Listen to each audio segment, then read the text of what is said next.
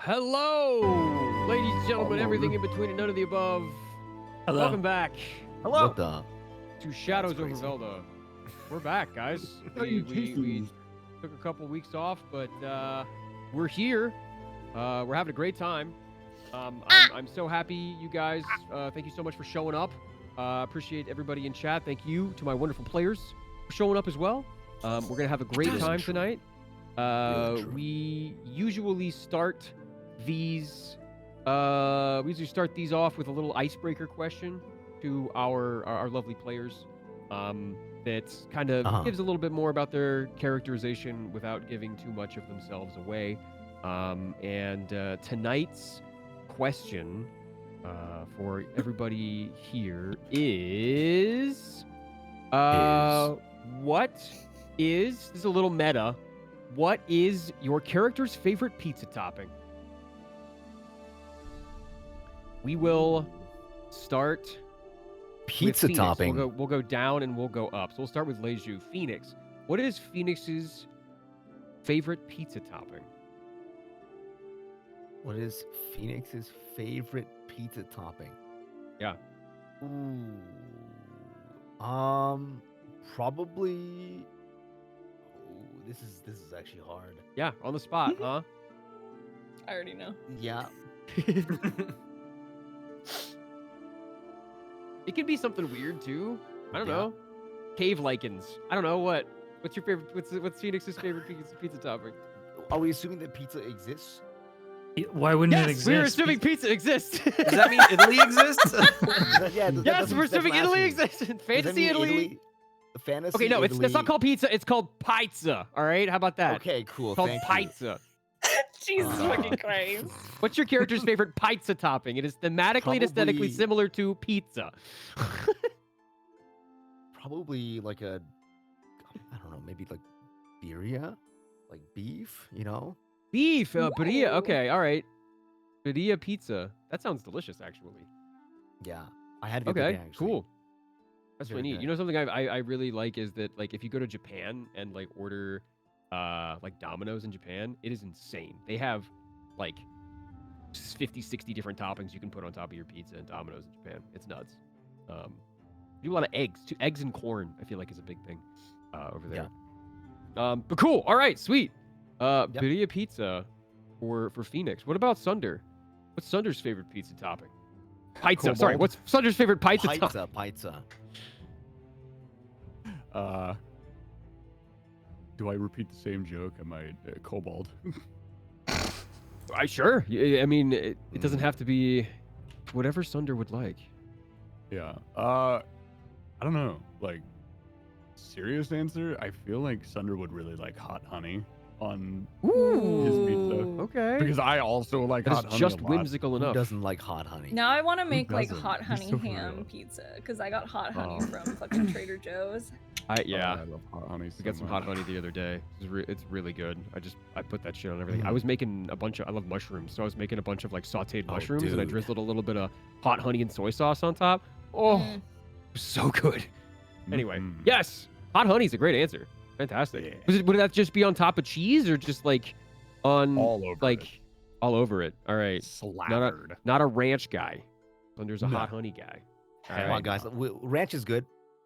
Yeah, with your Oh, bread. let's not With- get with started your on slices of bread. Yeah. I still have that video of you dipping bread in ranch I on my do. phone. I do too. Bro, I do as well. What? Yeah. Wow. I will You're never welcome. get rid of that video.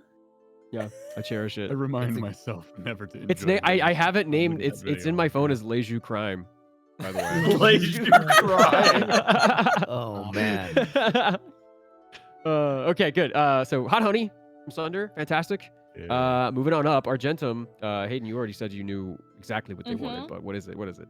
What is Argentum's pizza Spinach. topping? It would be like a Spinach. sort of like a spinach feta pizza kind of situation. Yeah, little focaccia Okay. action. Mm-hmm. That But it's like Sounds on like a normal. delightful. I'm like, I know you said topping, but I was like, just like a thin crust with like cheese, feta, and spinach. Easy. I love it.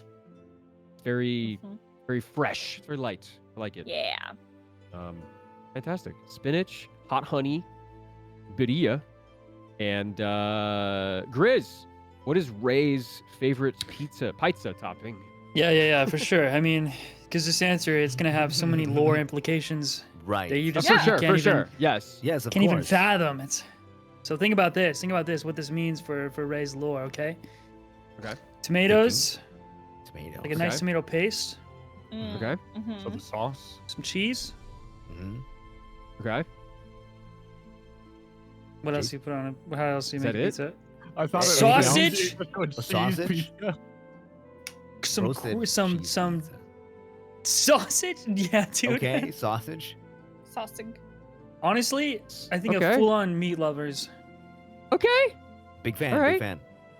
Yeah. I love meat lovers. That's Jonah's pick. That's great. I Yeah. love meat lovers pizza. That's also my pick. All right. It's Zuzo's pick. There's I'm writing Yeah, down same. these. There's so many lore implications to that. It's, Oh yeah, you've given dude. me It's subliminal. too, Meat lovers too pizza. much information. to Update the use. wiki. Thank you. Update the wiki. Update the wiki. Ray loves a meat lovers pizza. All right, let's go on up. Ben, what is Silent Beak's favorite pizza topping? Silent Beak's favorite pizza topping is anchovies. Hey, that Let's makes go. sense. She's an I can- anchovy enjoyer. There you go. She Very nice. also, likes some olives there too. A little salty Um, guy. And maybe like on a 3 cheese blend. Mm. That would probably Ooh. be her dream Ooh, pizza. yummers. I also love anchovies. I don't get them as much as I would like, but every time I'm at the grocery store and I see a little thing of anchovies, I'm like, you know what? Why don't I You get know that? what? And then I never do. it's You good. just- It's you very just- umami. You see the anchovies on the shelf and you just give it like a nod, like a Yeah, you know what? yeah, yeah. Great yeah, job, those anchovies. are good. Good job. One of Good these job, days, but not today. Not today. One of these days. Gotta watch my You're salt doing a great intake, but job one there, of these buddy. days. But yeah, okay, cool. So birria, hot honey, got a little like fresh spinach, feta cheese action, meat lovers, and then salty Silent Beak with some olives and anchovies. That's what they Delicious. call her, salty, Salty silent Silent Beak. Beak. Salty SSB. Silent Beak. Oh, Salty okay. Thank you so Smash much. Brothers. On the more lore heavy episodes, we have more lore heavy questions. But as I was telling the players today seems like it's going to be a little bit of a, for lack of a better term, filler. This is a on the way to your destination thing. Literally rolled on a table and they encountered the bullywugs. So That's as true. we dive back in, there will be some lore implications. But as we dive back in, as we get back into where we were, the party set off from Ipswich's School for Swindlers down the Ramus Mar, the new river that was formed when the wall heroically grabbed the antagonist and jumped him off the cliff, falling into the North Sea.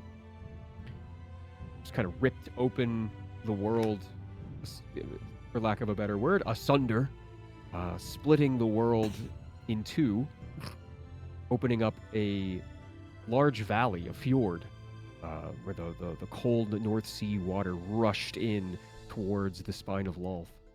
And it seems they ultimately decided that the fastest route to get where they needed to go would be taking this newfound river, or having it take the party in the Blood Cutter, this regal galleon from days gone by that has seen all sorts of political expeditions and interacted with many countries and up and down the coast of Lolthlorian itself, but it's in a bit of disrepair. It's not the vessel that it was, but it still is fairly impressive. Pretty large to get down this river. You also introduced yourselves to some of the crew that were coming with you. You guys ran into Barry Barrowheat, who is this hulking, massive guy whose family owned a bakery in Ivbranca. He went and joined the town guard, and now he is, through many different engagements, found himself on the Blood Cutter after coming with the town guard to Ipswich's school. You also ran into there's a couple of other characters that Argentum, with their keen eye, was able to point out and then take some notes on. But as everybody got on to the ship, got things sorted, Sunder and Ray both went down to meet Cinderis, the noble fire elemental that was chained to this ship as a means of powering it when the wind wasn't in their favor, in the Bloodcutter's favor, whoever is helming the ship. It is he's regal, he's noble, he's a slow speaker, but you guys were able to interface with him a little bit, give him some extra power, and on your way down the Irimis Mar, kind of doubled your speed for the day that you guys were traveling there, so you're going to get to your destination a little bit quicker. Ray did a little bit of communing with him, and Ray imparted some of his magic into Cinderis, and he lapped it up greedily, licking him with flame. And as you guys kept moving down the river, what else happened? Argentum saw something outside one of the portholes of your cabins. Frogs. Frogs. Yes, indeed, frogs. No, frogs, which we saw signs of bullywug encampments. Yeah, bullywugs, which Argentum knew to be these humanoid, fairly large for a frog, humanoid frog people. That's pretty much how to describe them. They are warty and slick-skinned, mottled in their color from this deep green to some of them even have bright colors that flash in the light. But it's been dark. It's been like sleeting over the last couple of days, so they are bundled up. And as you guys went down, you saw more and more of these things massing up on the banks of the river, of the fjord, that you are going at a pretty good clip at. And without too much warning, besides the helmsman, Captain Hornjack, was able to call out, and for just a little bit of time for you guys to brace yourselves, the bullywugs had set up a large network of nets. This tribe of bullywugs, which, after revealing themselves, appeared to be, upwards of 100 of these, this community, has been displaced because of this natural phenomenon, because of this act of God, as it were, and because of that, they're trying to find their footing, elsewhere. They've been ripped from their home, and they're trying to be a little bit more nomadic. And under the leadership of the head bullywug, a shamanistic bullywug by the name of Gerlach Teal, who is one of the only ones that can speak relatively broken common. And he was the one leading these bullywugs. This network of nets had caused the Blood Cutter to slow down after breaking through one or two of them, and eventually come to a very smooth, weighty stop as it has held not just the blood cutter, but hundreds and hundreds of fish from the ocean that have also been brought through this river from the North Sea all the way in. All sorts of varieties of swordfish and fish that shouldn't be in like a freshwater river. But they are, it caught you. And Gerlach Thiel has kind of paraded around his tribe of bullywugs that has flooded the banks and started to croak and hoot and whoop. And what happens next? I think he doesn't he regards you guys as a catch, as another fish, as an offering, proof that he can lead these bullywugs. What does he ask of you guys? I mean, the setup here is, we can leave if we best their champion in single combat, and we chose Sunder to do so. Sunder was very excited, and the bullywug. We thought it was gonna be a bullywug. Turns out they somehow have commandeered a Triant to be their champion, which, that's really cool. Good luck, bro. Have fun. Thanks, man. Good luck. Yeah. Gerlach Thiel begins a calling towards the champion, which lurches its way toward the ship over a small dale that has been, frosted with rime. This large, snow-crusted Triant hefts its legs one after the other, roots spreading out to kind of give it some solid footing as the bullywugs part their tribal weapons, their spears themselves. They pull each other out of the way. Even the Triant kind of like kicks one as it makes its way towards the ship, goes into the water and then comes back up. Its trunk and vine and lichenous body is hefted up onto the blood cutter as it kind of like moves and sinks in one direction with the weight of this tree. This thing, has got to weigh 500 to 700 pounds. This thing is huge. It's hulking mass of root and stem. The Triant known as Stonebow is now on the deck of the ship and stares down the champion that presents themselves, Sunder. Sunder, you got a new little weapon last session too. You want to talk about how that was made? Well, the weapon itself was originally my quarterstaff. It was created by Krillin in the heart of the blood cutter.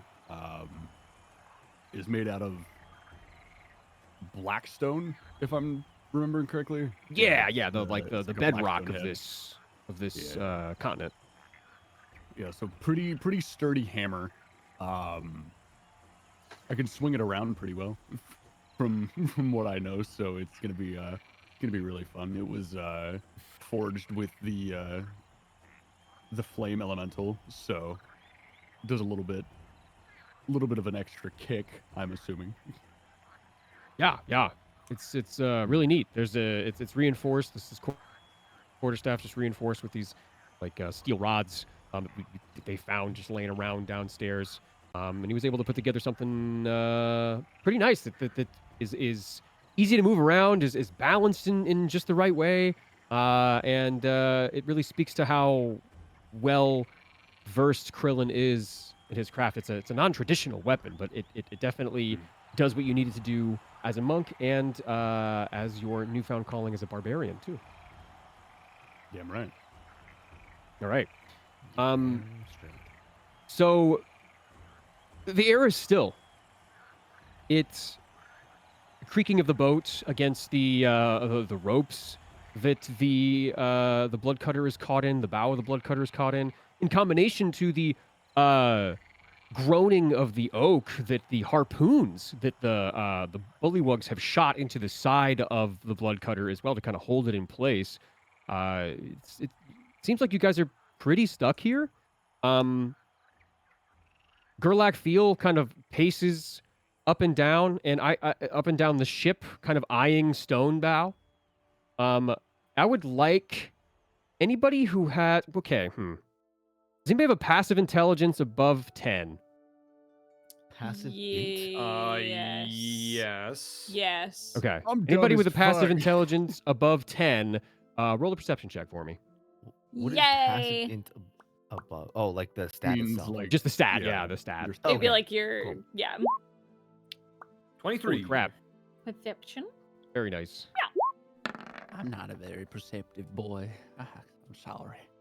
That's We have a blind guy in the party. Yeah, I know, He's a right? little- I'm sure he's a little more perceptive than I Okay, am. yeah. Yeah, see, a zero modifier. I have a negative modifier on my perception.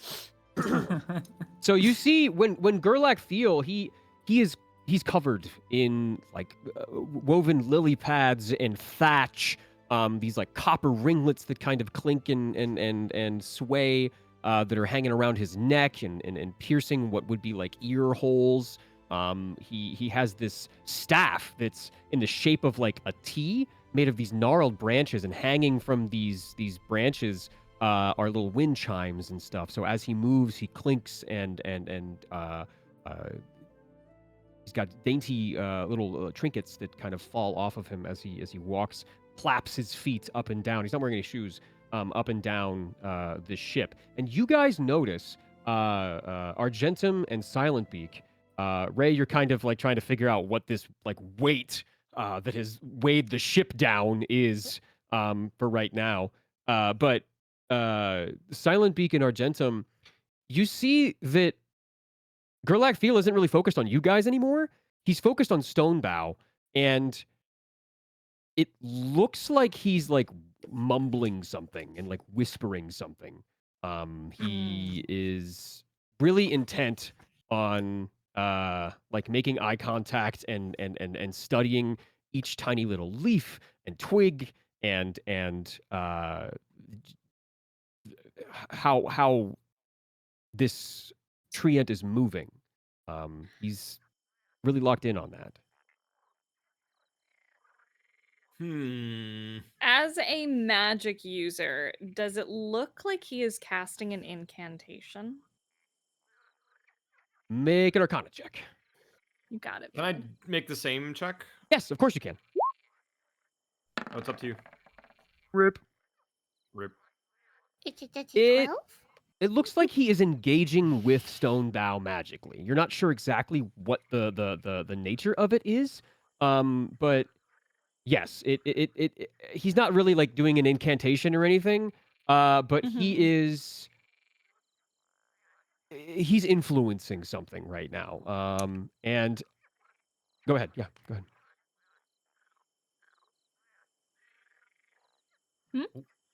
Wait, As he does what? this, sorry, I thought you were going to say something. I was like, Argentum.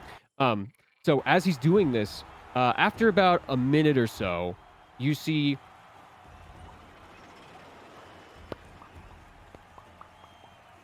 like all around Stonebow, and I will draw this. Row. There is, I think I can. Where's the fucking tool for this? Where's the tool? I had it. Oh my god, where'd it go? Measure, no. Draw, place light. That's not it. There it is. Okay, cool. And surrounding you guys, as well as Stonebow, is this ring of black and purple mushrooms. Stonebow kind of breathes in with this as these mushrooms come up almost organically from the wood of the ship. They like poke their heads through and bloom and blossom magically so. Gerlach Theo looks kind of like shaking his staff and his eyes like he's frog blinking literally, but in like this way that's like you know, he's losing himself to the myconic magic that he is casting. And after they've bloomed, they kind of like shiver, and these spores fall onto the deck.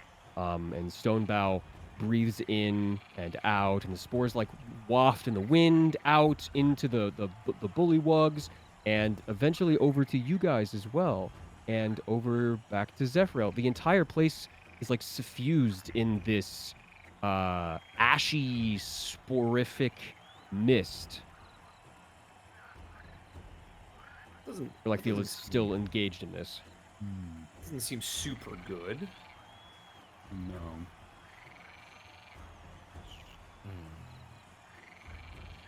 But do anything? Could I just You may. as thanks. All right, I do. No, could I try and stealthily make my way back down to the deck below us Sure. where our bestie is?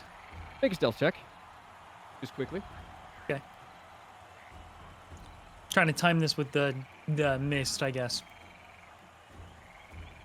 The releasing of the mist. Yeah, roll with advantage then. You have the cover of this like mist shroud while everybody's like Sweet. coughing and trying to figure out what this is. Oh, they're both good. Very much Thank you. so. This like the smoke bomb Gerlach Thiel kind of puts out gives you just enough cover that no one on the deck that you don't want to notices that you leave. I also leave Gerlach is Soot behind you leave Soot behind. Okay. and ask him to stay. Yeah.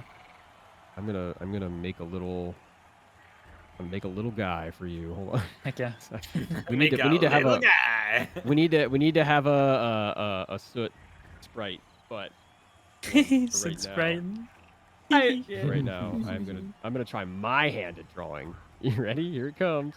Oh, shit, that's bad. Hold on. That's blue. That is blue. Hold on. Let's make him darker. There we go. You ready? Look at that. Look at that. Look at that baby. Oh, yeah. perfect.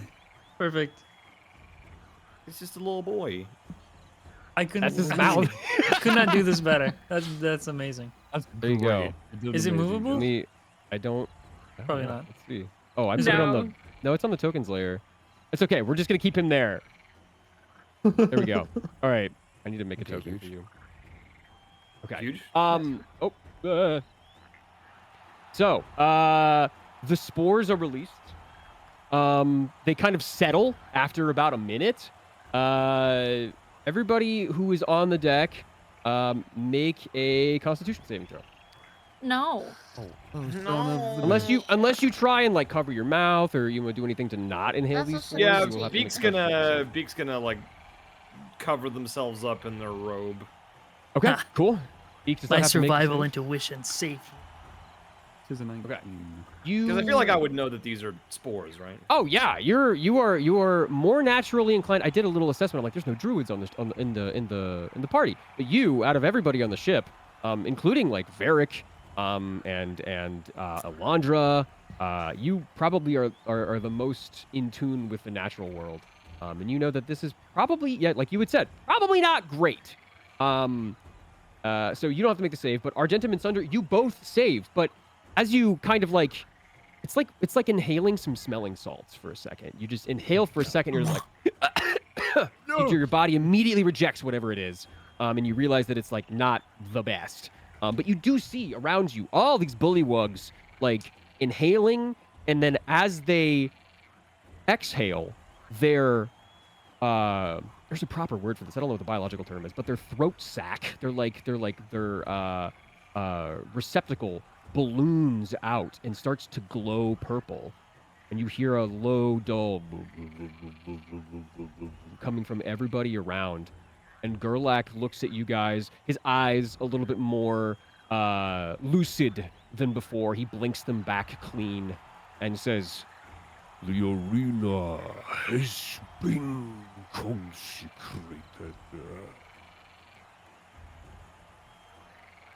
The heck is that? Champion, you may fight within this circle.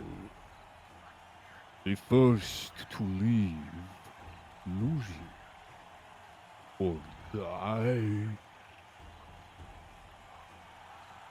Oh, cool. Neat. Champion, approach. Stonebow like moves back and forth and like kind of rolls one of his shoulders. And then afterwards he kind of stands still, but so still it looks like he's inanimate almost. Aside from like the small little trails of energy coming from his like pupils, you would assume that this is just a normal tree. But it kind of moves with the wind with a grace and a statuesqueness that a regal oak tree may have. But you can tell that there's a society here. There's his beard is full of like leaves from other trees. You have like, willow that has been woven in. You have oak leaves and maple leaves, and his roots themselves. It looks like he is like an amalgamation of different types of tree from different types of forests. The root circle is prepared. What say you? Oh, and he starts speaking in another language, and it's almost like croaking mixed with ribbering in this like guttural consonants at the back of the throat. And every now and again he punctuates a word with the staff, hitting the deck. Let's see. Silent Beak, you would know too that triants can be used as siege monsters. They can be used as creatures that do a lot of damage to structures and buildings. And if there is an errant strike with the full power of an Elder Triant, it could really damage the ship. I'm gonna relay that information to the rest of the party with a series of short messages. Okay, cool. Attack it. Argentum will read this and pass it on as quickly as they can to everyone else and be like, tell the others. Oh wait, why am I still like inside? I wouldn't be inside. I was talking on the Get outside. the fuck out here, bitch. Captain Hornjack, at the helm, kind of pokes his head over the side of the ship and looks and says, What's going on down here? he like walks down the stairs. Oh, I made him a little longer. Long Jack. Long Jack. Captain Jack Long Jack. I like his token. I literally just Googled like old pirate. The artist is working on the sprites. They're doing a life thing right now, so it's taking a little bit, but we have plenty of art. And Hornjack kind of errantly begins walking down the stairs with his hand on his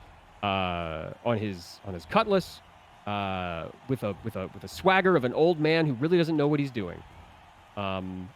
He walks toward Gerlach and accidentally steps in the mushroom circle. Oh, okay. And Gerlach Theo looks at Captain Hornjack. Your champion has been selected. Hornjack looks back and forth No! and looks around. And what do you guys do? With such a mighty warrior as your Triant friend, I do not believe that a single force of our measly crew could possibly stand up. I propose a 2-on-1 duel. I think with the pittance of extra fighting power of our blue friend here. Sorry, darling. Argentum will put their hand on Sunder's shoulder. I think the small amount of fighting power that our friend has here might be able to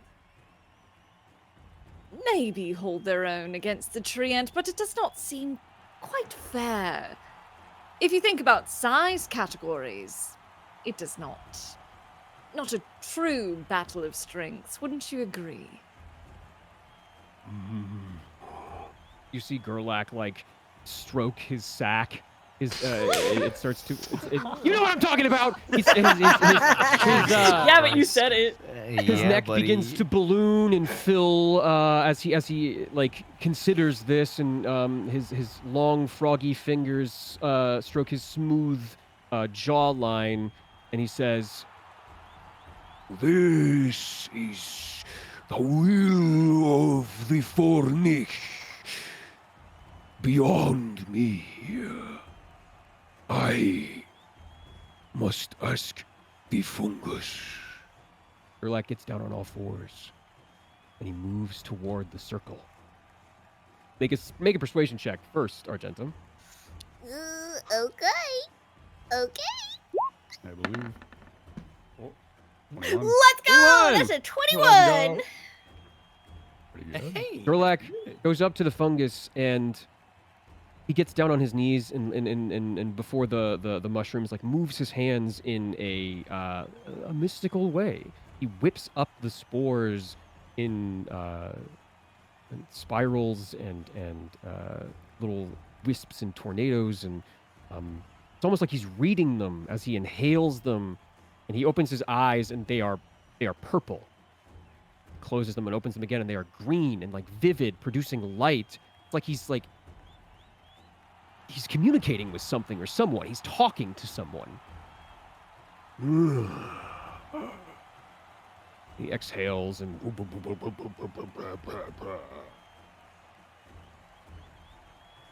The fungus finds this acceptable. and he raises his staff up and gets out on both his legs, stands tall, and then all of the bullywugs around him also begin to whoop and ruckle and enjoy the communication that their leader has had with whatever this this entity is, whatever this thing that is leading them and him is. He looks at you and he doesn't look. And the crazy part is, like, in the entire like engagement that you have had with Gerlach Thiel, he hasn't been like malicious. This has all been, you know, it's all for the sake of his tribe. It seems like he's trying to impress them. It's almost like he's got, you know, something to prove. So it's not like he doesn't seem like he wants to kill you guys. It's, you know, it's the will of the shrooms. The will of the shrooms. Will of the shroom. So Sunder, will you enter the circle? I will, yeah. Stonebow is there. He is unwavering. In besides maybe the occasional flutter and rustle of leaves in his beard and this like cowl of foliage that he has that flares back against the like mist, the spores, the cold air and the wind. He lowers his neck. He lowers his head a little bit. And with this comes this like this bellow, and the sound almost sounds like it's a doubled voice. In his own deep voice, you in your head hear a well-spoken, a calm and almost relaxing voice speak to you. And only you. And it says, Let's make this clean, fun, and show me what you and your friend are capable of. Is that a deal? and everybody else hears just this, you know, this low, rumbling, timbrous voice. This Oh, dear.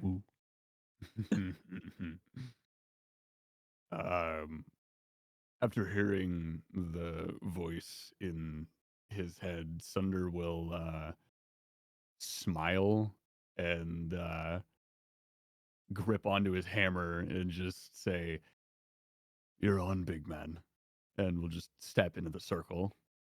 Stonebow stands faster wait, than wait. you anticipated. Wait, Yes? can I before you on before Sunder does step in the circle? Sure. Beak's gonna quickly run up to his side and give him a reassuring pat on the back while there we go. surreptitiously casting Bless on him. Okay. Oh, Okay. Cool. Varric also chimes in and says, "Wait a minute!" And before he's able to finish his thought, I'm gonna have everybody roll initiative. What? Cool. Ooh. Yeah, fuck Because- you, Varric. While Sunder and Hornjack will be the ones to fight. I'll also bless Hornjack, by the way. Okay, cool. Making eye contact with him. Hornjack is like, "Whoa! He's gonna need it. That's more than I anticipated." He's gonna need it. Oh, whoops. 16. Initiative. Oh, I forgot to click. no valid token track used of for it. lightning. That is hilarious. Yeah, it's on. Should be. I forgot to turn There on you go. mine. Or, What's like, your? to I'm click gonna have my to add thing. you. Okay, I'll add Silent Peak manual. Dirty 20. You know, I think I understand why it didn't track, because that's not my actual token. Oh. Oh. Hey, like a actually real remembered token? to What do you click mean? on my token before. Yeah, I have an actual token. I don't know why that's not the one that I actually have. Just That's tell me a what you really rolled old then. one. 16. Okay, cool. Okay, and Argentum got a E. Sí. Sí, Okay, sí. and Sí, señor. Hornjack got a 5. God damn it, Let's go. Jack. Let's go 5. It's been a while. Snorjack. Yeah, fucking snore, Jack, brother. Okay, Old man, all right. brother. Is that everybody on the turn order? So we have Hornjack, Argentum, Sunder, Silent Peak, Phoenix. Okay, cool. And then I have the stealth stuff, the like quote layer actions unquote that I'm going to be. Okay, cool. All right. So that's it. Let me sort these. Okay, cool. So first is Phoenix. What do you do? First of all, have you been on the deck the whole time? I've been like standing at the steps, just like leaning over the railing, basically. Okay. While we were talking, we were parlaying with the dudes. Okay. What would you like to do on your turn? It is my turn. You know what? I will. You're able to see I'm like glad I- you're just able to see everybody like all the bullywugs on the side. There's a bunch of stuff kind of happening right now. Yeah.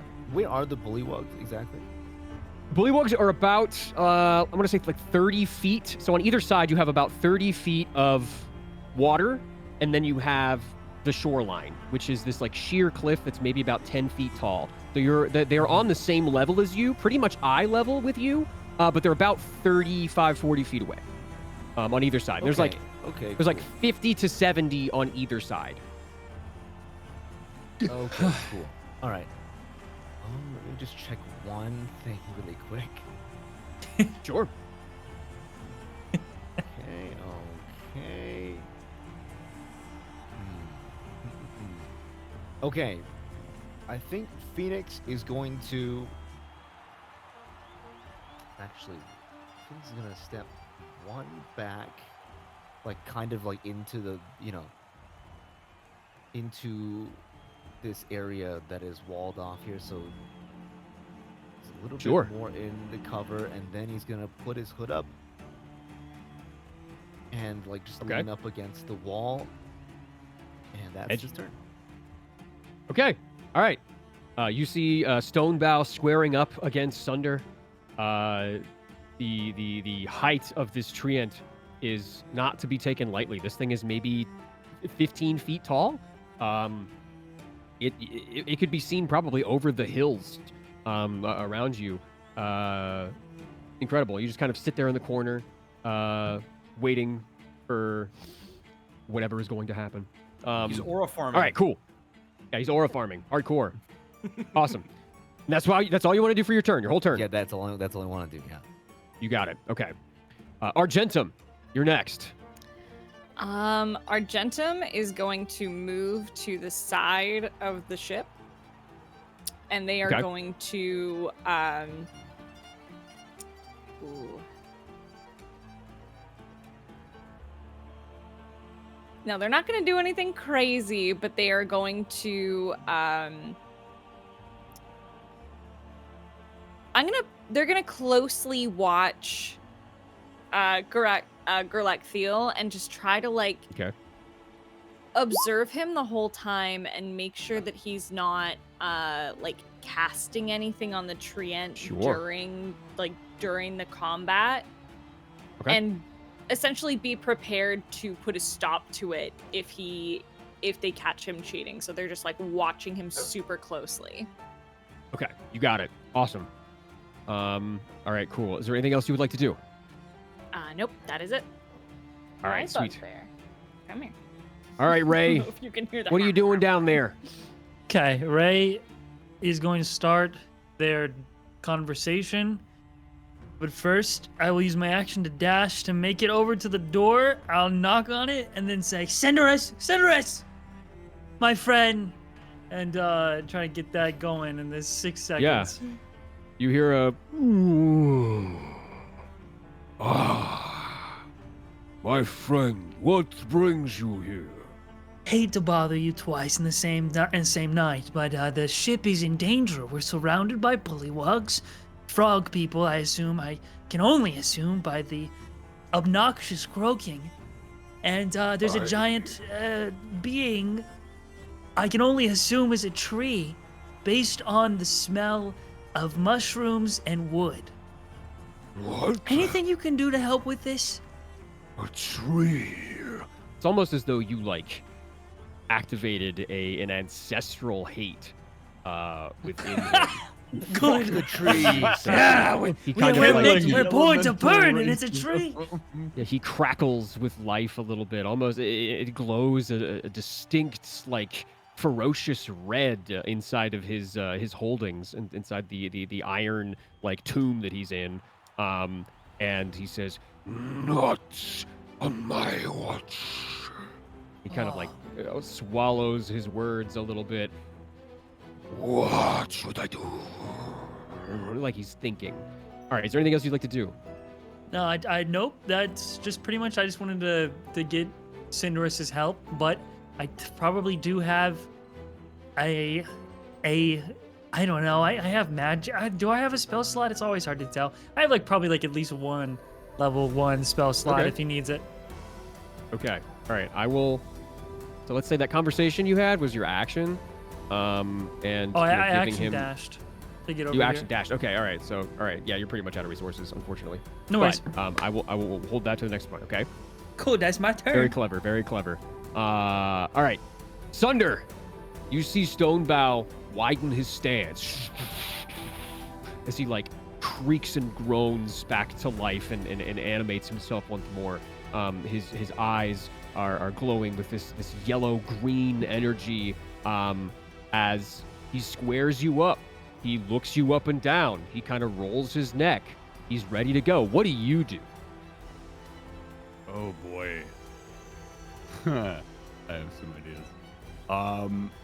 Okay, so looking Stonebow in the face, Sunder kind of stamps his hammer down to where it's, he can pick it back up fairly Okay. quickly.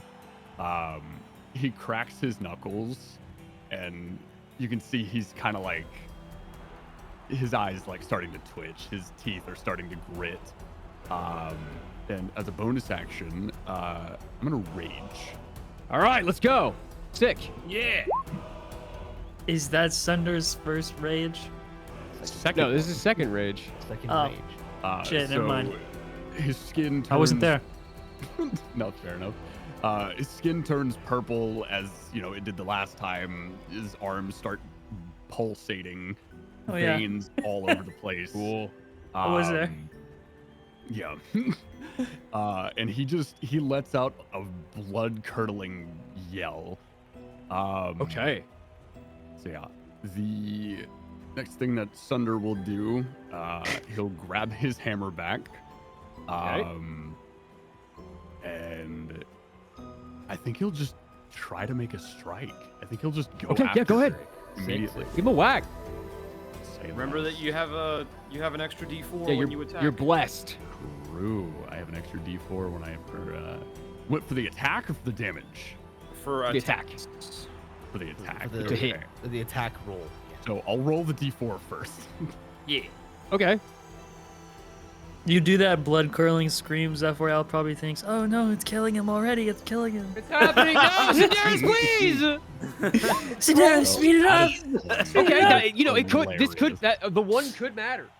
True. Yeah, It could. That could make all the difference. So now you guys get to know what I named my hammer. Smiles. Yeah. Downfall. 22. 22, 23. Oh, that's Was it rad. You 23? named it Downfall. That's sick. Okay, was it Yeah. 23? Yeah, 23. Oh, dude, where do you decide to hit this thing? I wanna.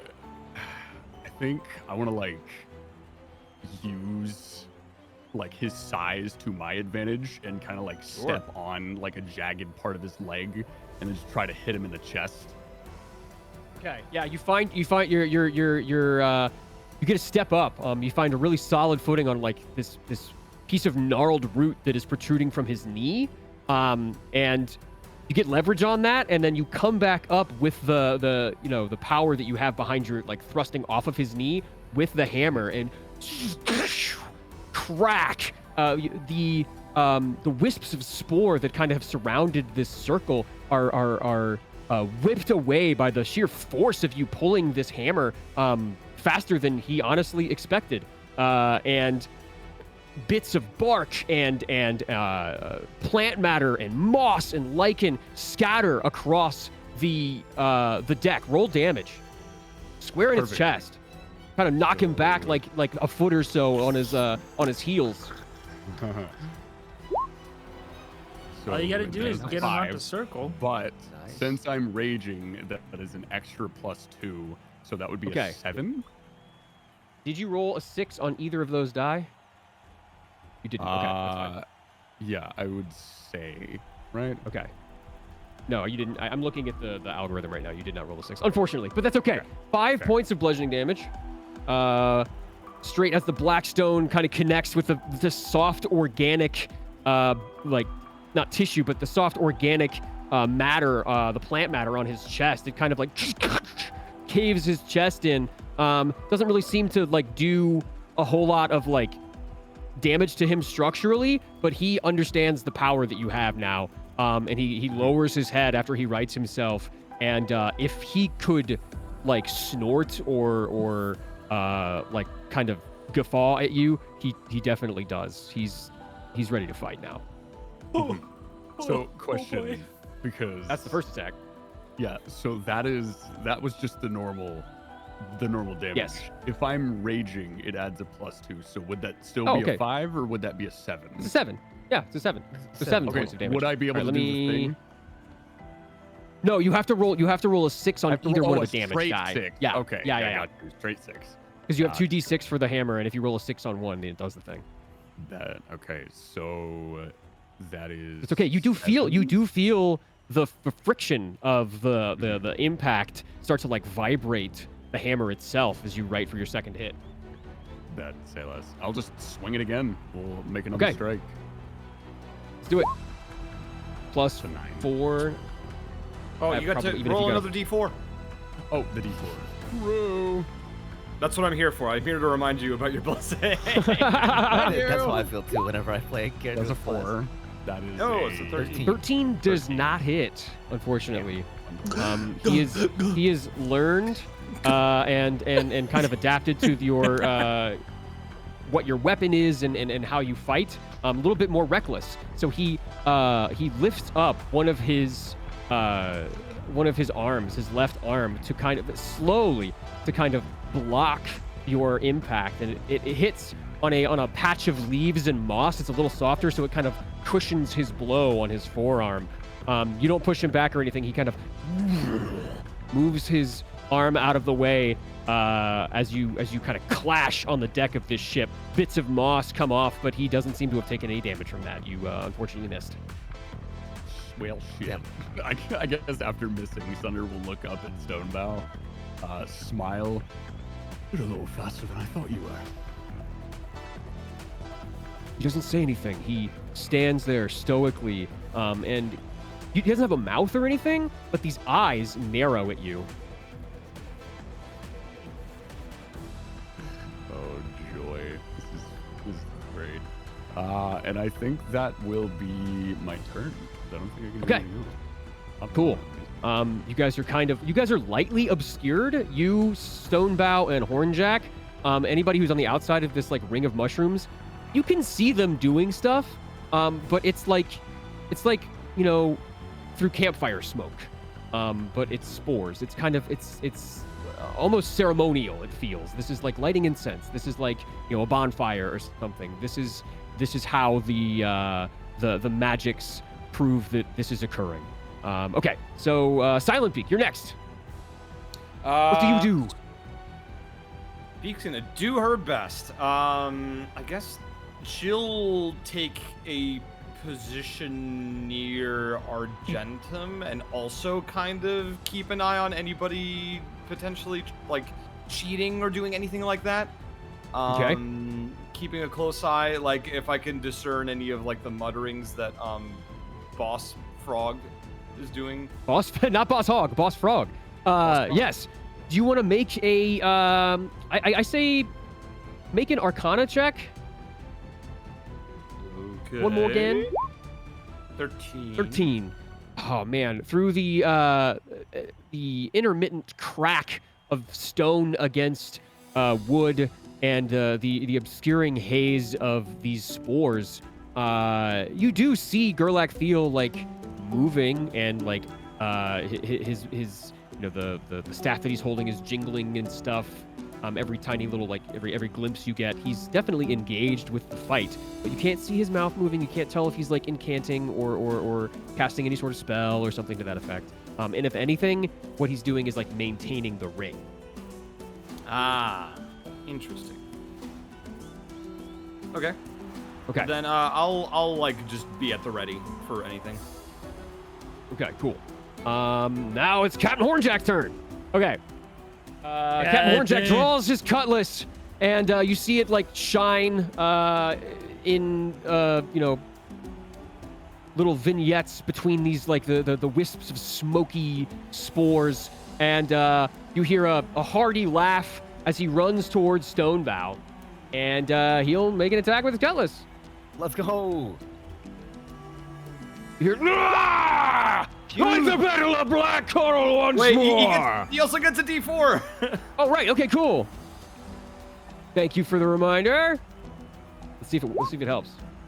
No. It does. Oh, just barely. So, Hornjack runs in, and you hear "tink," as a tiny little like wood chip like goes through the mist, through the smoke at your feet, Silent Beak. But it doesn't seem like Hornjack was able to make any sort of dent in Stonebow. It's just the bark and the old growth wood on him is just too thick. And Hornjack is trying to find out where his softer spots are. Speaking of, you guys can totally help in the fight, like verbally. You just can't help. Yeah, like, that's a great help.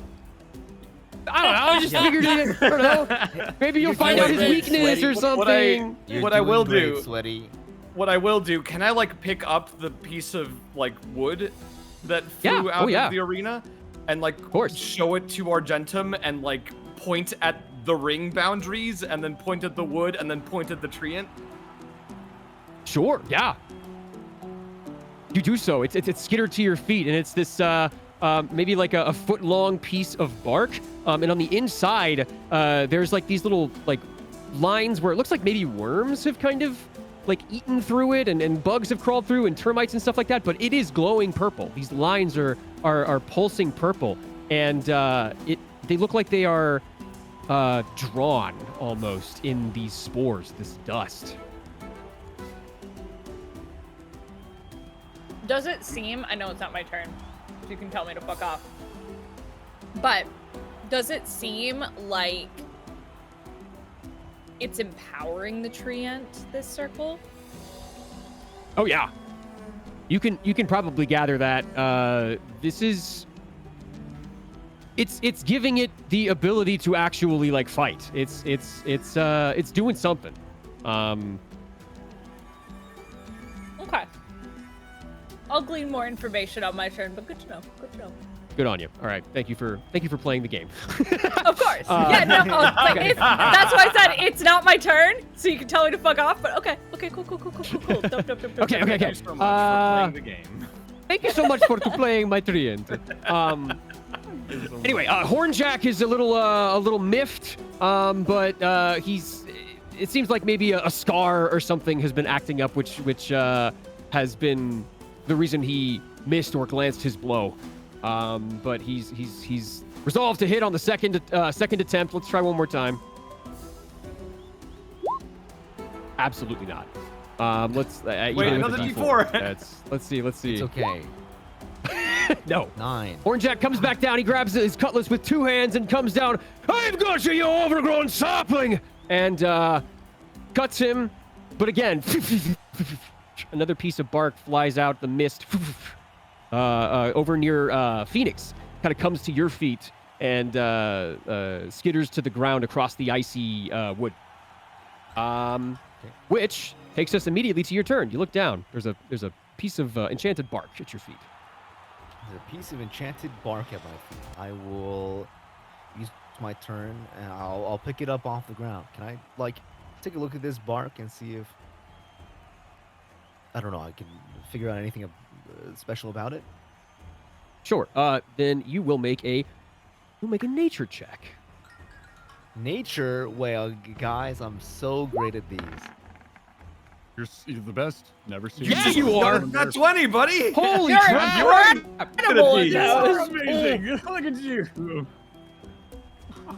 So you, okay? Come with me into whispers. Oh, hi, guys. We haven't had a whispers in a little while. Oh yeah. Quick, everyone, Oh, read his I lips. need to go, but I'm lagging. I'm lagging. Help. He's lagging. Help. Oh, there you there go. it is.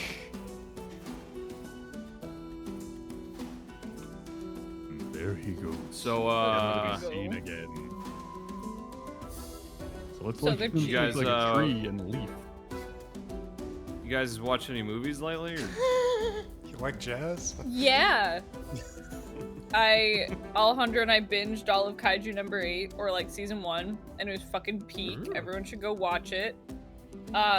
Biased, but also not biased. Fucking Alejandro's amazing in it, so you should watch it for my amazing husband. My husband's great and talented and cute. Go watch it for him, but also it's an amazing story and beautifully animated, and it made me cry. So go watch it. I started To Be Hero X with Eros last night. That shit's fucking fire. Yeah. I need to I'm watch watching that. with Eros It looks as so well. good. Really good. Mm-hmm. I need to watch it for multiple reasons now. Dude, it's so fucking It looks good. beautiful from what I've seen so far. It's really, The really animation styles are so cool. Because it goes between 2D and 3D, I believe, right? Or was that only 4? Yes. It looked really It cool goes from the between trailer. 2D and 3D. And like there's such a reason for it, and it's so good, and I love it. Let's see. I have dice commissions open if people want in. You heard I'm them, like, chat. I'll make you Shadows over Velda dice. I have Zephyriel dice that I'm looking at right now that I need to finish. But, you know, I'm catching up on comms, and they'll be in Scylla branded dice, so, like, I don't know, buy my dice. Ko-fi.com/guildhall dice. There you go. Oh yeah. Hell yeah. The latest Yeah, brother. advertisement, I'm like, I don't know. Hi, Lumi. Hello. Hello, my fish. My fish friend. I miss your face. Sow dice, yeah. I'll make you Shadows over Velda dice. That's pretty sexy. Just like my friends who I play this game with fucking got him. What the fuck?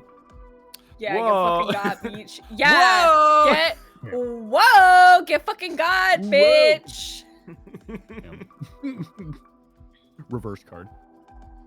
Uno reverse, bitch. Mm-hmm. Mm-hmm. I Uno reverse you, bitch. Fuck. Dang. What a gamer. Yeah. Yeah. I'm a real gamer. Rush duel rules or something, I don't know. I haven't played Yu-Gi-Oh! I haven't played Yu-Gi-Oh! Since I was 9. Good. I just know that rush duels are a thing because I'm in it, I don't know. Yeah, you got it right. That's basically all I need to know about Yu-Gi-Oh! It's just rush duels. Mm-hmm. Yeah. Only thing I know about Yu-Gi-Oh is, you know, yelling at Kaiba. fuck.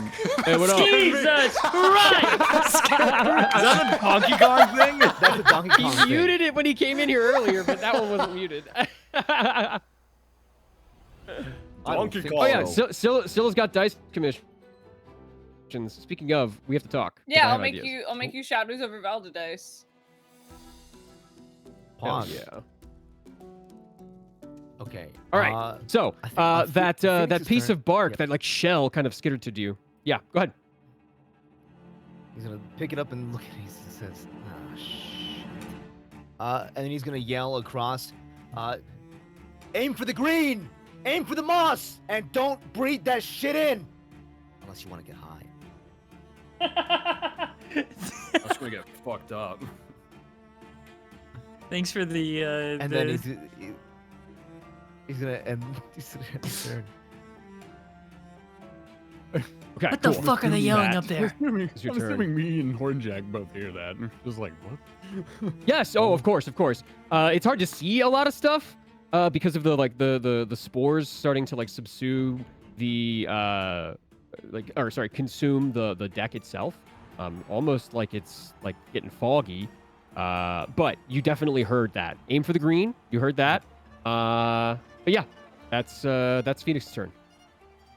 Yep. I mean, the last part about getting high, I think probably only Silent Beak would have heard it from this distance. He's like the lower part of it. Yeah, she'll look Yeah, over to Phoenix like, bro, what the Little fuck? Like, get one of those like. sus.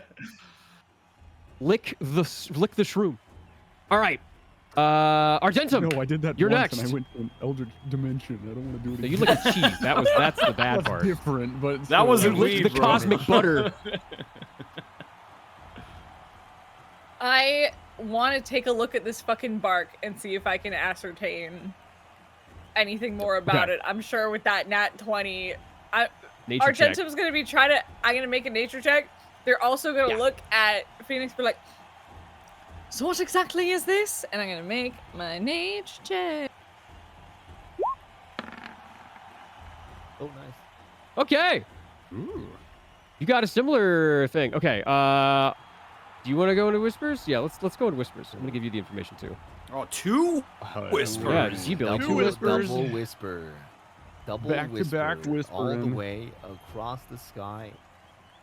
What With is all this? these whispers. With all these whispers. Double, you would have thought it was an triple ASMR whisper. stream, What does it mean? brother. I don't know. Double rainbow. Double rainbow is a phenomenon. Who brought their cat You asked on about the mic? movies earlier. Yeah, Did you guys like Superman? I really like I that. thought it was a good breath yeah. of fresh air from the superhero fatigue. Yeah. Okay, freak yeah. Okay, yeah, that's what I saw recently. I like Freak it. It's pretty Yeah, good. dude. I love seeing Crypto beat Freak the yeah. fuck out of Superman. It was all the crypto scenes were fun. That's the good kind of crypto. Where's the dog? Where's the dog? Where's the dog? I enjoyed it. My I don't God, know, I Lex don't know what you're Luthor is the old man from Courage the Cowardly Dog. Eustace, that's what his name is. Yeah. Stupid dog! Made it look bad. No, sir. He was kind of not the getting out of MVP. this chair. Yup.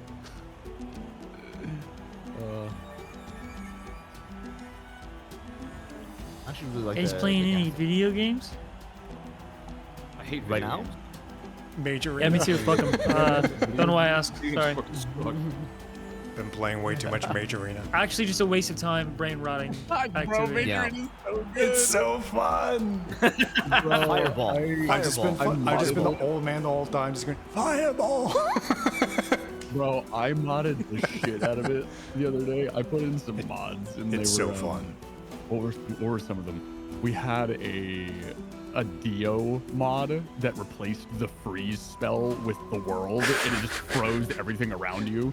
It's so it was fun. That crazy. sounds so sick. It was really cool. I was playing around with it, and I was like, I wonder if you have to like say it the way that it's spelt on the page, or can you just say the world normally? It's a water dog. Yeah, so I don't know. I was just like, bro, how do I do this? We also had a lot of funny moments. Me and my Twitch team. We were just kind of we were playing the other day, and I kept back. we back. making them. G note plays. We're back once a motherfucking again. Bless you. Good. Bless you, I think. We found the coffee, baby. No. Love Okay. you, buddy. Wow. Is there somebody burning a candle or something? My house smells really good right now. I don't know why. I have a stroke. Okay. Argentum, is there anything else you like to do? Dude. This turn. As Argentum is quickly trying to study this bark, Oh my goodness. they're going to. Oh, this is probably stupid, but I don't give a fuck. We fucking ball. They're I'm about going to set the call ship on out. fire. Can't be worse. You know what? So true, bestie. They're gonna call out to Sunder and Captain Hornjack. It's not a real triant. It's been reanimated by something else, most likely a myconid. I think Sunder will hear that and, like, turn and Stonebow does the you mean exact it's not same real? thing. Stonebow stops, and as you look at Argentum, so does he. Oh. They're cheating. One of the bullywugs says. Spoke for one of them. In a perfect Grizz voice. Not even like a bullywug Not voice, even a just character Grizz voice. They're cheating. Sorry, my bad. Judge. And on that Great note, Sheldon, what do you I- mean? They're cheating. What are I you cheating? completely neglect. I can't believe I don't know how I did this. I completely neglected to roll for Stonebow. So let's get this on. Yeah, I let's was get about them to on the say. board. I was like, you have not done anything yet. Okay, you got a He's just standing 17 to. Put a tree. Aura farming. He's just T-posing. 18. He's aura farming. All right. He is also aura farming. Okay, cool. All right, sweet. So that was Argentum's turn, and that means immediately after that, as of the new turn order, is Stonebow, which kind of makes sense. Stonebow looks at you, Argentum, and as Sunder is distracted, he takes that opportunity to come at you, and you don't see it until right before it attacks. But he takes his left branch, this gnarled mass of like sinewy vines and branches, and doesn't even like ball his fist up or anything. He just comes at you with this huge log and slams you, Sunder. Let's see. Gotta look at his stat block here. Oh shit. Okay. Okay.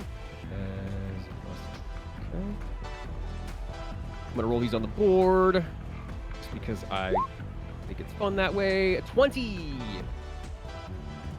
Ooh. Imagine that hits. Yeah, it hit? does. Yeah. Okay. Okay. I'm gonna use my reaction to cast Silvery Barbs with Subtle Spell. So it has no Okay. components. Okay. How does this look?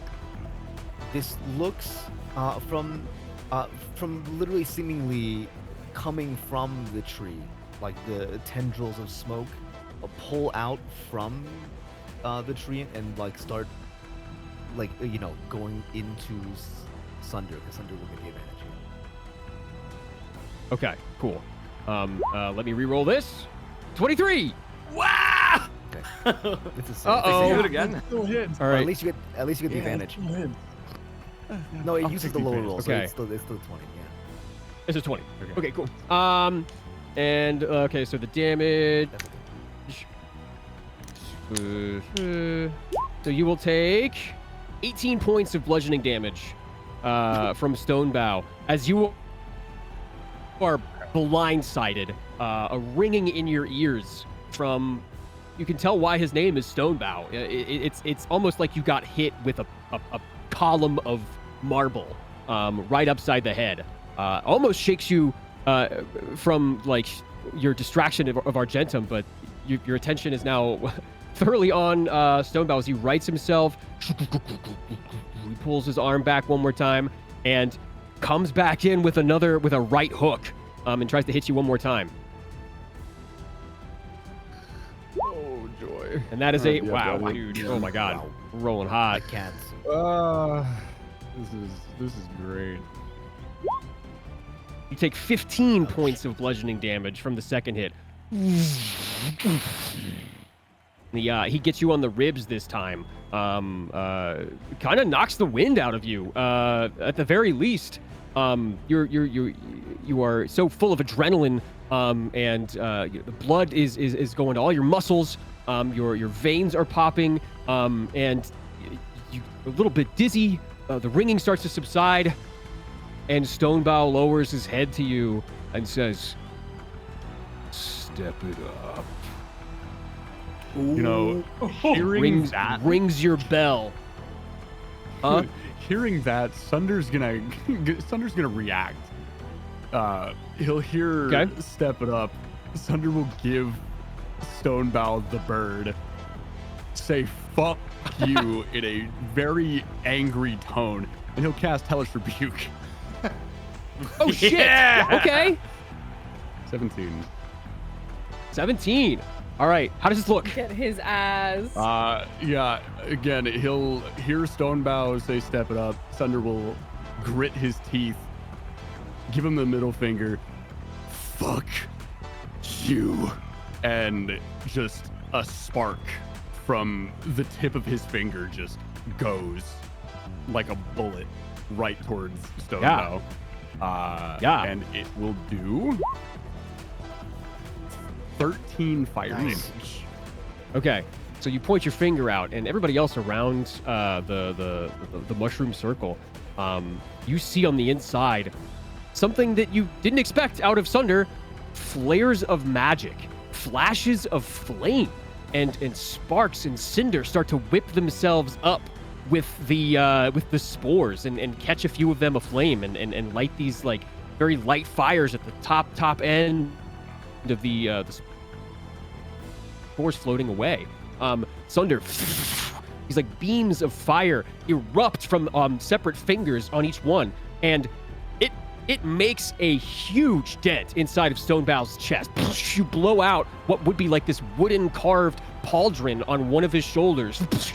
The other one he takes square to the chest and seems to like burn a hole all the way through before running out of momentum and like leaving this crater on the left side of his chest. The last one right through his gut. Again, the same thing. It doesn't have quite enough force to come out the other side, but you've burned a hole inside of Stonebow. And everybody here on the ship hears this like very, very pained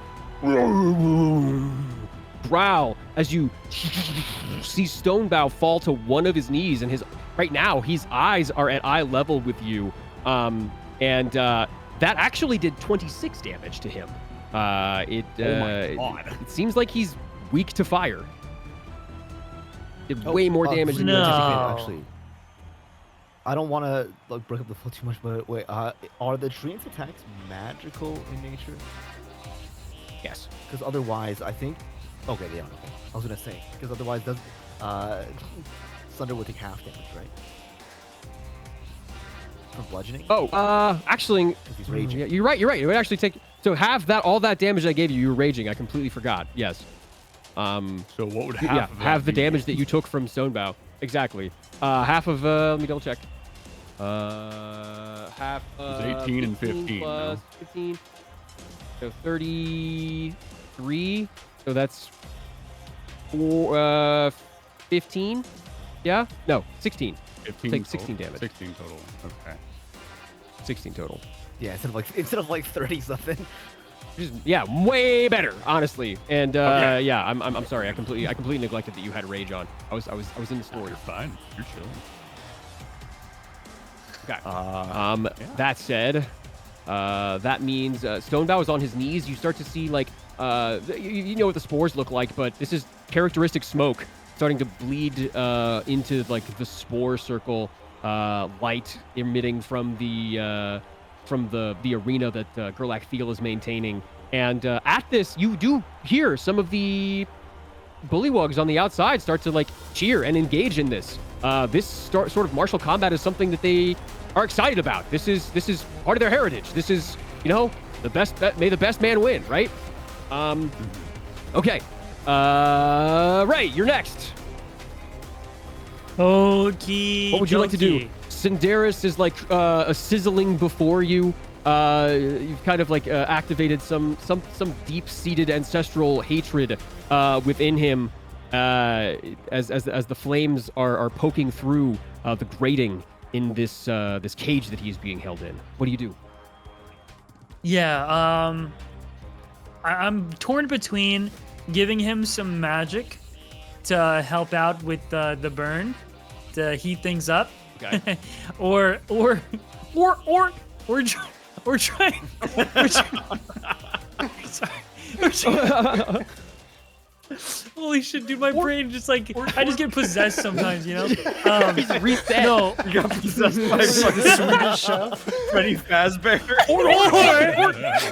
Alternatively, on the alternate route for me, I help free the ship. I think we're still locked down, right? Yes, you are locked down by not only a net that is pretty tight, taut, but this is the last net before freedom. You broke through 2 on your way in here, and this is the last net before freedom. Quite high, as you saw, maybe 20 feet high, being held up by slapdash, ramshackle, like branches that have been tied together, and you know, whatever nails they could find, whatever they could like get up, maybe even bits of spider web and stuff like that. And then you have the harpoons that are on either side. You got 3 harpoons on either side of the ship that are holding it in place.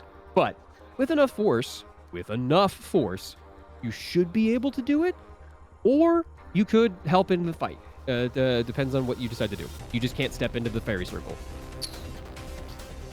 Yeah, I'm still down there near Cinder's door. Maybe I give him a spell slot because my magic is otherwise useless.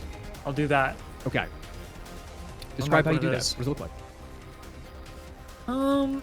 I think same as before. I'll just stretch my hands out, and rather than hold on. I'm gonna pick a specific spell here.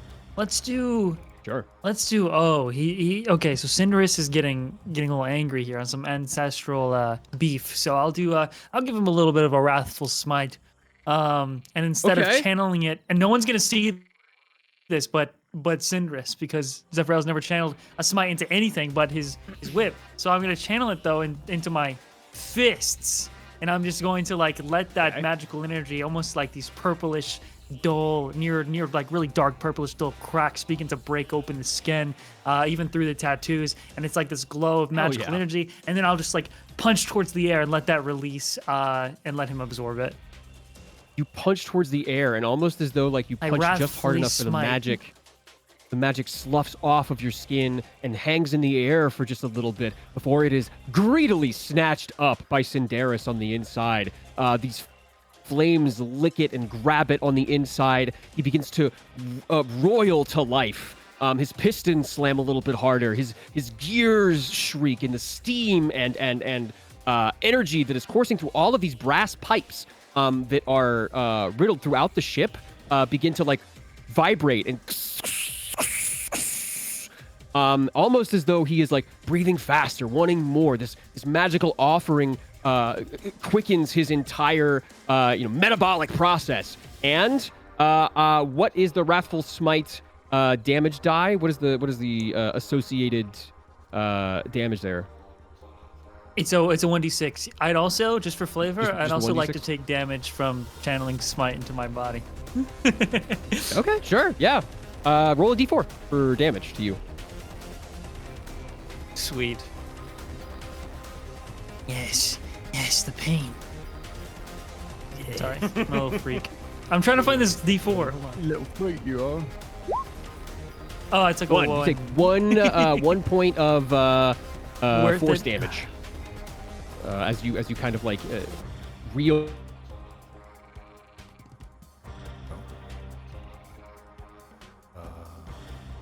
Me or is he muted for everyone? What the fuck? Okay, it wasn't just me. Discord die again. What was that? Oh, did Discord die again? Damn it! I was doing a cool description. Fuck. Oh. Okay. So, you the skin that cracked on your hands begins to reform. You take 1 point of force damage.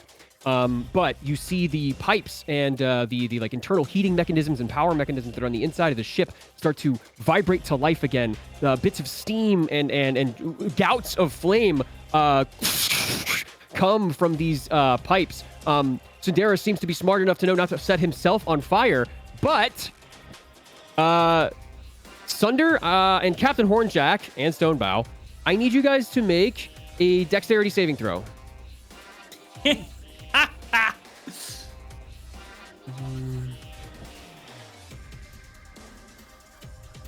Okay. Only I'm gonna you roll for Captain guys Hornjack standing on the grates. Oh, okay.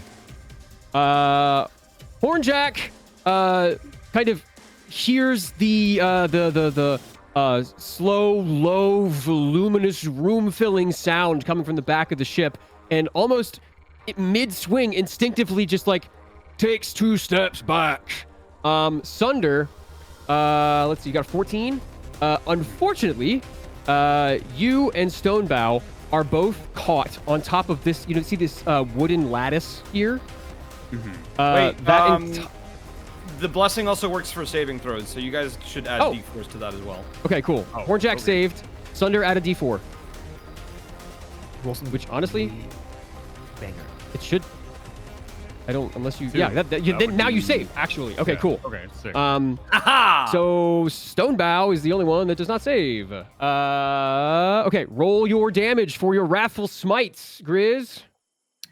Oh, just a D6? Sure. Just whatever you would be casting on your weapon for a smite. Oh, it would be I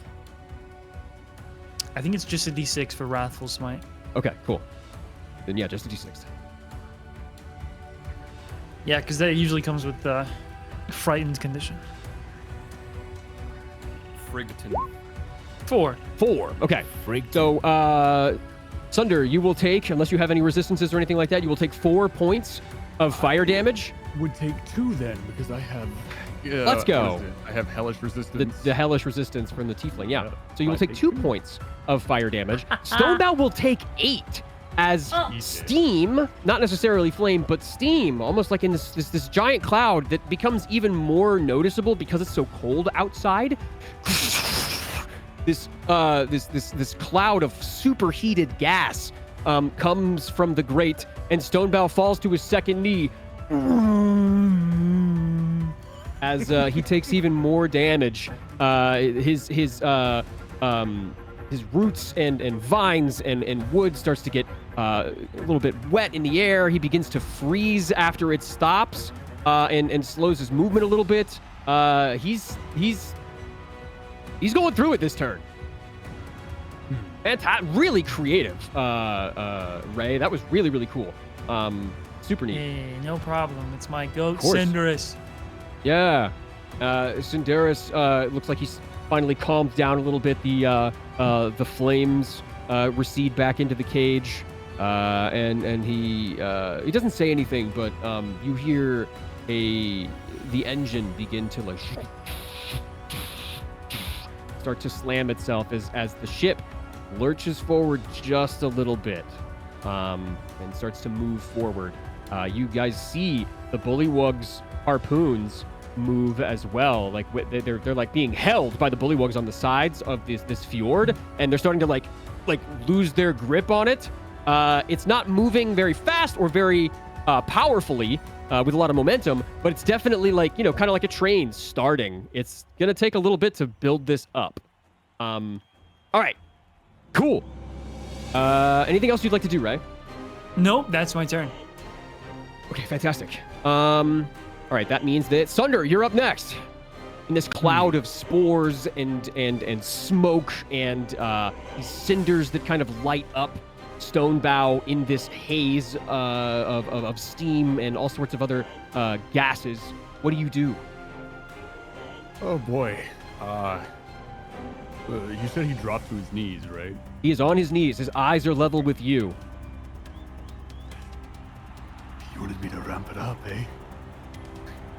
I'll ramp it up for you. And Sunder is going to take another swing with Downfall. You got advantage. Silver barbs, baby. 23. 23 hits. Would the advantage work for the damage, or is it just the initial roll? It's just the, Just the initial roll. It's just the attack roll. Okay. Let's see. And then You have pull Great Weapon that Master, you could damage. reroll once, but... True.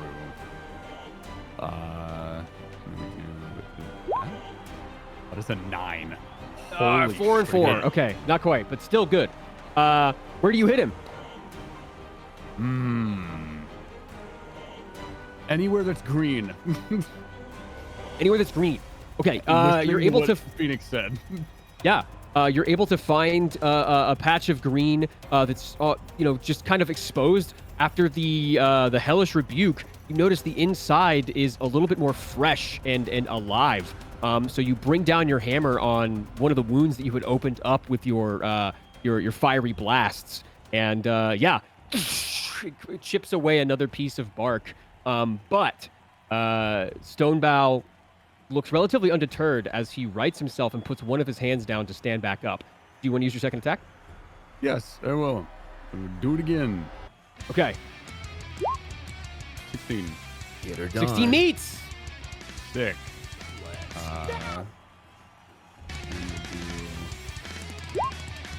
And Oh, it's a 6. It's a 6. Okay, cool. Awesome. yes! So, it happens. Roll that additional D4. The extra D4. Would I be able to roll the D4 from Beak too for the damage, or is it for the roll? No. that's for your That's just for the attack attack roll. Okay, so that's the roll. Got it. All right. Well, now I'm doing the thing. Okay, cool.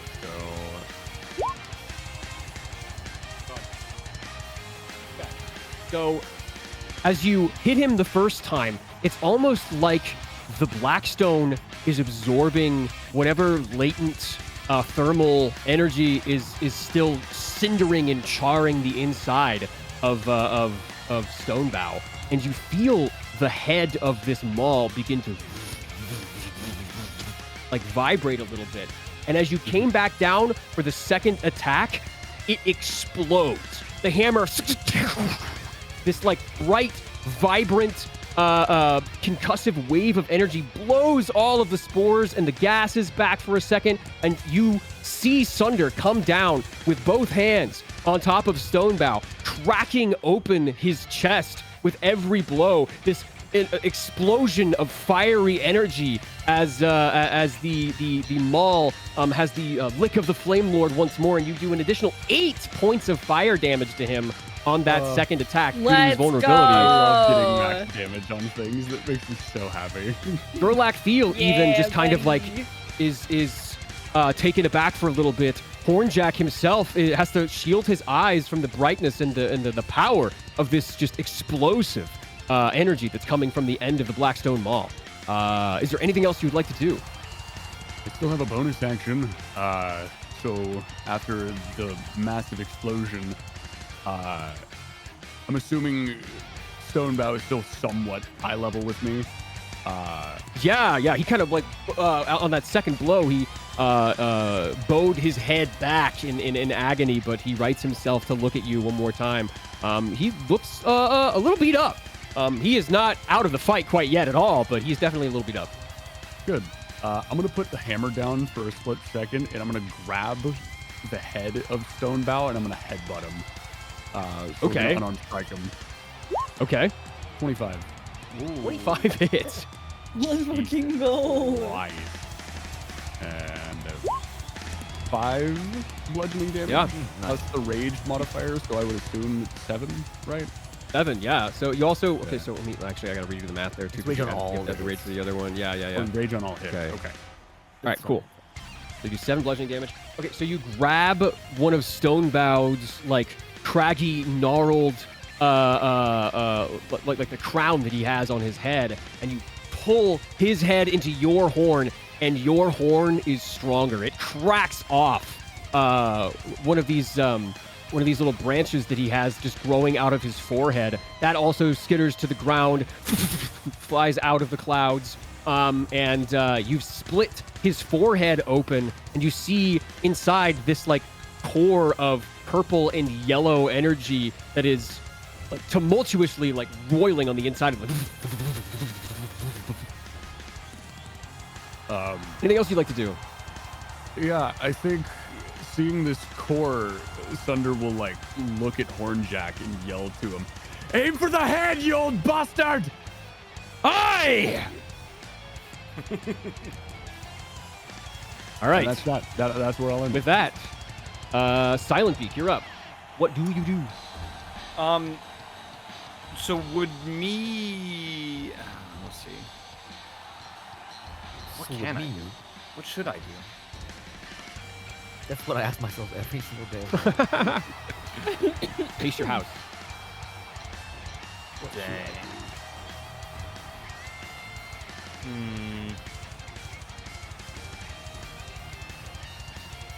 What should I do?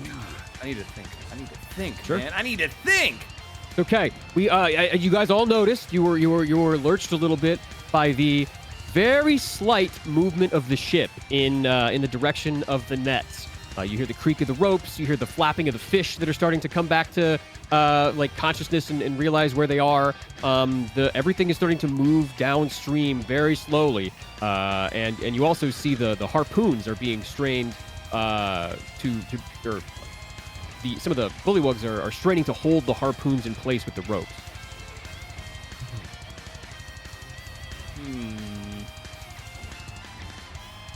Kinda want to go down and... Actually, no. Never mind, I don't. How much health do you have at the moment, Sunder? How much health do I have at the moment? Yeah. About 34 hit points. Okay, that's not bad. No, not too bad. Dang, dude. I genuinely don't know what to do in this scenario. You can pass, I guess. I mean, I pass What do you first. feel like? I'll pass for a Or turn. you can aura farm. You can aura farm. I'll Aura farm. aura farm. I'll stand in a very particular way that makes the wind whimper on my robe, and it makes me look Cool. really cool. And I'm just gonna aura farm. Okay, all right. You have advantage on your next ability check. Hell yeah! There you go. All right, so do you, Phoenix. Aura farming. All We right. love aura farming. Cool. Captain Hornjack's next. All right. Let's go. You notice that indicative of an old man. He thinks it looks like he feels younger than he actually is. And he kind of runs up and tries to hit Stonebow again with the cutlass. He comes up behind Stonebow and tries to come down on him in his head where the glowing energy is emanating from that Sunder pointed out. Let's try this thing. Okay, hold on. All right, here we go. Yeah, I figured. All right. 11. 11 does not hit. He has the D4. The It's D4, still- right? it's He has still- the D4. I mean, it's still hopeless. Even with a 15, he does not hit. It's unfortunate. Captain Hornjack is old, and there is no dexterity that belies his age. He is an old man with an older cutlass, trying to hack away at an animated tree, and it is just not working. Maybe his stories weren't all they cracked up to be. I don't know. You just don't know. He's that mysterious. Okay, that's his turn, which means Phoenix, you're up. Yippee! Can I ask if these bars are they like can I see through them? Are they like? Is it just the bars? You can't see what's. I mean, it's like a window. It's not like bars. Okay. So you'd be able to see through it, and I would imagine cast spells through it. But like anything physical, you can't like go out there. Or you could climb through it if you break the window. But right. Okay. there's also open doors. Yeah, but I can just like if I step back here, I could still see into like the main area. Yes, it's especially through the window and like through the obscured stuff. What are you trying to do? I just want to step into here and then. Okay.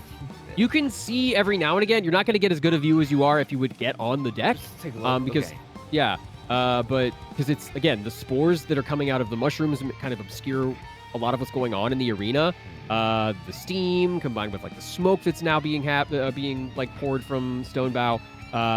It would be tough to see if you weren't like actually like looking at it physically. Okay. In that case, I will step back out. Then I'll just stay right here. That's fine. If it's hard to see there, then I'll stay right here. And Okay, I will. Yeah, I'll just end actually. Okay. All right. With that, then we go to Argentum. Okay, so I've got an idea. Where the fuck is my mouse? Hello? Sorry, my computer's been doing this fucking thing where I'm like, I can't see my mouse. I might just need to increase the cursor size. I think I'm just getting older. Yeah. I'm like, I don't know if it's the mouse. I think I'm just aging. You guys don't want to know the text size on my Chatterino. Oh man. Bro, the text size on my chat when I'm on Twitch is maxed out so I can see it Yeah. properly. And I don't wear glasses. I was directing yesterday and I was like, maybe I need to get my eyes checked. Oh no. We're Okay, all getting but old. I know. Okay. Argentum standing where they are. Can I see Sunder at all, or are they like mostly obscured? You can see Sunder. You know where he is. Okay. Yeah. Cool. Argentum is going to very quickly pull out their notebook and start writing a short phrase describing Sunder's heroism and their great strength with their new hammer and their capabilities, and they are going to cast Writ Heroism. And are you within 30 feet? Yes, you are. Sexy. So you, which will gain you 3 points of ascribed heroism, corresponding with Sunder. Anytime before the spell ends, so it lasts for its concentration up to a minute. Anytime before the spell ends, if you have to make a saving throw, Jesus fuck, a saving throw. A saving blow. A saving throw. If you have to make a saving throw, Sunder, I can spend a point, and you can re-roll it, and then you use that roll in place of it. What level spell slot is this? I cast all of my spells at... Let me double check my instructor shit, but I think I cast all of my stuff at 4th level. Hold on, let me check this guys. Oh no. Are you Yeah, no, I can do that. counterspelling me, Okay. you slut? So, the spores that have kind of turned into this low-level knee-height fog on the deck, as you write this, it's like poetry. It comes to you easily. It flows from the pen incredibly well. You've done this dozens of times, but rarely, if not this has ever happened to you. The spores come up and snatch whatever magics leap from the page and pull them down. And your spell has no effect. Damn it. Oh, it's like a cage. Well, don't say I didn't try. Well, that's me, I suppose. I'm not going anywhere. Damn You'd it! think that it would come from Gerlach Field, but this doesn't feel like Gerlach Field did that. It feels like there's something else happening right now. Something else is affecting it. Gerlach is like in awe of this like pitch combat that's going on. He's like raising his staff and shaking it. He's kind of hopping from one foot to the other. He's dancing lightly around the circle itself, and whenever he turns, you see his eyes are like this aggressive, illuminated purple. Not his like froggy eyes that have the strange pupils or anything like that. It's completely filled with this energy. But he's still like croaking and hemming and hawing all the way around this mushroom circle. Okay. Anything else? Do I notice this happening? Like, do I see like the spore stuff happening? Yeah. Oh no, for sure. You see the you've seen Argentum cast their spells before, and this is strange. This is otherworldly. This is not. Usually they're very, very adept at delivering this stuff, but no, that one fizzled out. Can I like determine what exactly caused it to happen? Like it was the spores, but is like can I determine the nature of like the magical Sure. effect? Make me a cheeky nature check. It's a cheeky nature check. Okay. 16. 16. Okay. So yes, with that, you know that there are certain magics that are practiced by certain people known as myconids. And they aren't traditional, like, learned magics. These are deep, ancient techniques that are born into somebody, born into these creatures. And they are kind of used as influence on the surface because these myconids live below the surface. So these spores, this magic is a very long hand that is reaching from somewhere.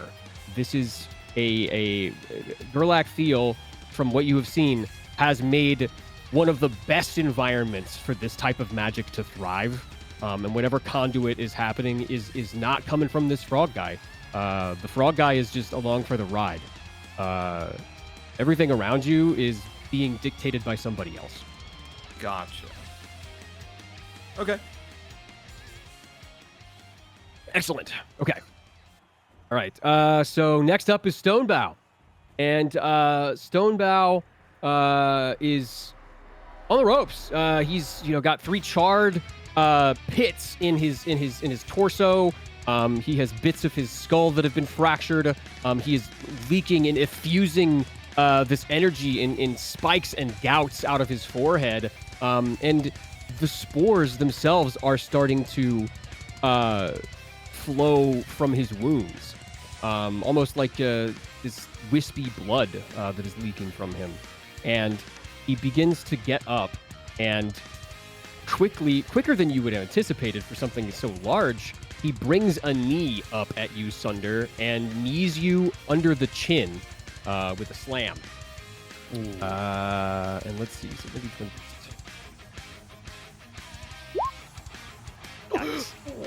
Jesus. Yeah, that definitely definitely does something. Well, let's see if you roll differently.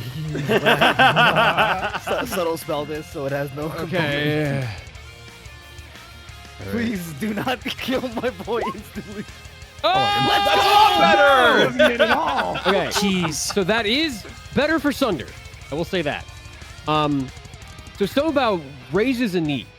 This is just the first attack. Raises his knee at Sunder, and Sunder, you feel that your attack, like your blow to his head, has kind of messed with his like direction, and not only that, but the smoke that is like coming up into his face. The steam has kind of like addled his balance and stuff like that. So that, in combination with the like icy surface that is beginning to accumulate again, he slips and loses his balance, falling on his back on the deck. But we're still going to roll damage for the attack. Sure. So 3d6. Let me see what this. And it still does double damage to the ship.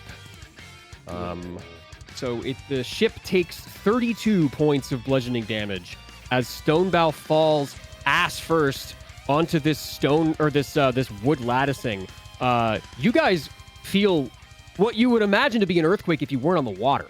The entire ship rocks to one side, vibrates, and then depresses into the water by about 2 feet. And splinters of wood that aren't stone bow fly from the inside of this circle. Sunder, you are on this crumbling lattice of wood, this grate that is looking down into the belly of the ship. You feel, Ray, on the deep inside the ship, you feel this, like, it start to buckle and whine. Something happened upstairs. Pretty drastic. So yeah, that was the first attack. Stonebow is going to, on his back, attempt to kick you in the face, Sunder. Boy. One hit. what? Oh, God! What? Sorry. That one hit. I don't have another reaction. Oh, it's fine. You're good. Man. You're chilling. Okay. Oh, you're Wait, right. I might have something I can do. Okay. Here. Give me 1 second. Just double check some shit. even on reaction. Okay, yeah. I will use Sentinel at Death's Door. Oh, thank God. So, Okay. Oh, what a good. Oh, so good. It was a critical hit. You can that's turn the gonna hit just into a turn it into normal a hit. regular hit. All right, that's fine. Cool. Way to go, guys. That's great. Nice. All right, so we're going to roll the regular hit. 15 points of bludgeoning damage, halved. So you will take Yes, that's 7 points of bludgeoning damage. As this pointed, sharp, wooden, almost resinous, like foot gets you across the chin. You feel a tooth crack. This thing has got some power behind it. And that hurt, Sunder. In through your rage, you grit your teeth, you swallow the blood, and yeah, it didn't hurt as bad as it should have. After getting kicked in the face, Sunder's gonna, like, again, swallow the blood down and then spit. He'll smile at Stonebow while he's, like, sitting on his back. As you fall down, big boy, step it up. You hear in your head,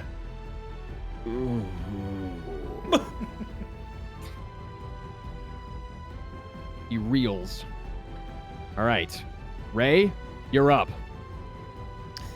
Yeah. I'm up. I'm up. What are you gonna do? Cinderis is there. You're up.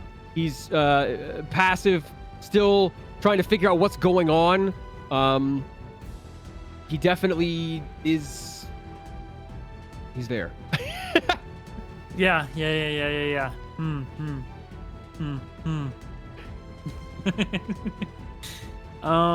Let's see.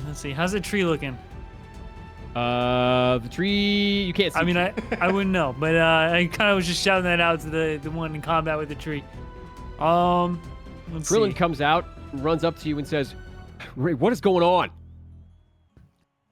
You would know better than I if you rushed up to the deck and perceived, but I think we've been caught Okay. by frogs. It's fucking What? ridiculous. I hate this fucking plane. Okay. I'm gonna go and see what's going on in between, like crashes. I'm gonna. You stay here. He runs out. Goes Yep. upstairs. Yep. I'll stay Is there here. anything else you'd like to do? Hold on. I'm trying to. Oh, you know what? Is there? Okay, this will help me decide. Is there, without subtle spell, is there a way to sort of sneakily put in a spell out there? Are there any rules? Can we help with spells? I don't know. So I'm gonna start heading up to the deck. I feel mostly intentionally made the rules pretty nebulous. Okay, sweet. So, he Krillin may told not me- even know all the rules. Cool. Krillin told me to stay here. I say, yep, I'll stay here, and then I just start following him. Okay.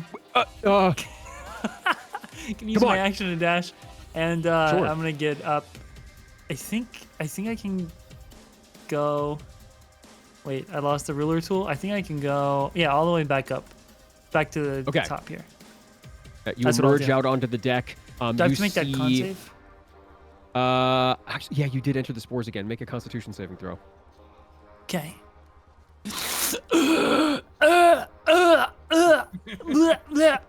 Zephyr is okay, the cinnamon con challenge. save.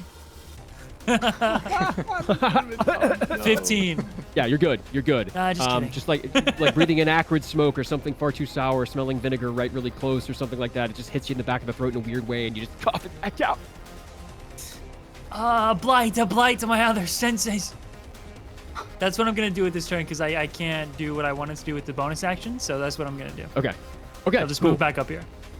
Awesome. All right. Then that means we move to Sunder. Oh boy. Okay. Let me see. I think what Sunder will do to start off is he sets his hammer to the side and he will use Flurry of Blows. Okay. We'll do that. You have Silver Barb's advantage. Oh, 12 does true. not I hit, forgot but about- you can roll I again. forgot about the advantage. Whoops. And we'll try again. 25. 25 Better. hits. Oh yeah. W. Okay. Roll the damage. 6. Okay. 6 bludgeoning damage. Mm-hmm. That's the first hit. Okay. And then Sunder will grab his hammer back, and he will try to hit Stonebow in the forehead with Downfall. Okay. That is a 10. Oof. Remember to A 10? add Oh. a D4. Oh, Add your D4. Also, you have the weaknesses, so you have advantage on this. You know where to hit him. Do I? Yeah, because Phoenix has called out the weak spots. You also have cracked him on the skull. Okay. So I would roll again since it's like advantage. Yeah. Roll again. We can add the one on the other one too. 20. Yeah, that hits. Sick. All right. Damage. 4.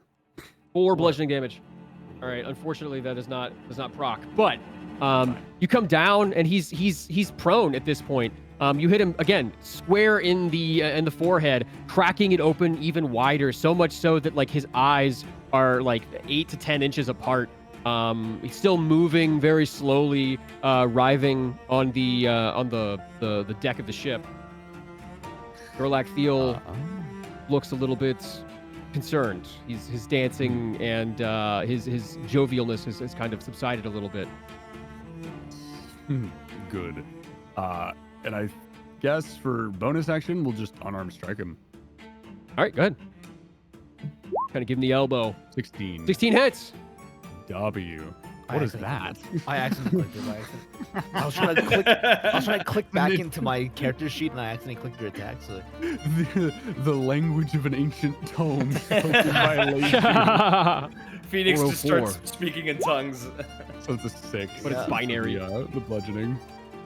Okay, 6 points of bludgeoning damage. All right, you several hits to the forehead have cracked him open wider, and at this point, after you struck with Downfall, it's almost fully exposed. This like mass of spongy something. It almost reminds you of a humanoid's brain, but it's this undulating lichenous organ on the inside of this triant that is emanating these spores and this yellow energy from the inside. And Stonebow quickly moves to cover it with his hand. Is that your turn? It is. Yep. Okay, cool. All right, Silent Beak, you're up. All right, so what I know of this spore magical effect that's happening, can I discern what level spell it is? This isn't necessarily a spell. This is an innate ability of these creatures. So it wouldn't be able to be dispelled in any way, right? Oh, I didn't say that. You can try, but you wouldn't know. Okay. In that case, Beak will extend a hand out into the air, and the little luminescent moths that have always accompanied her spellcasting will start to appear and will basically swarm out of her hand and try to, like, consume the spores. And this is the way that her dispel magic takes place. And That's she's gonna cool. try and dispel the effect. Let me roll something behind the screen here. Sneaky, Why? sneaky. I could also roll. Why? Oh, right. Well, The why? DC equals the spell 10 plus So the spell's true. level. So what level are you casting it at? I'm casting it at 3rd level. So 13. Okay. Oh shit. Okay. Damn. All right. So, Silent Beak, you kind of flutter your feathers, and she fans them out a little bit, and almost from nothing, these luminescent butterflies make their way through the smoke and fog, through the mist and sleet, through the spores, and almost like they are scrubbing the air around the circle. Everything around you, they flutter it away with like this minuscule dust. Some of them just like explode, but still like clear the area a little bit. Some of them even flock onto the mushrooms and like smother what is emanating from them.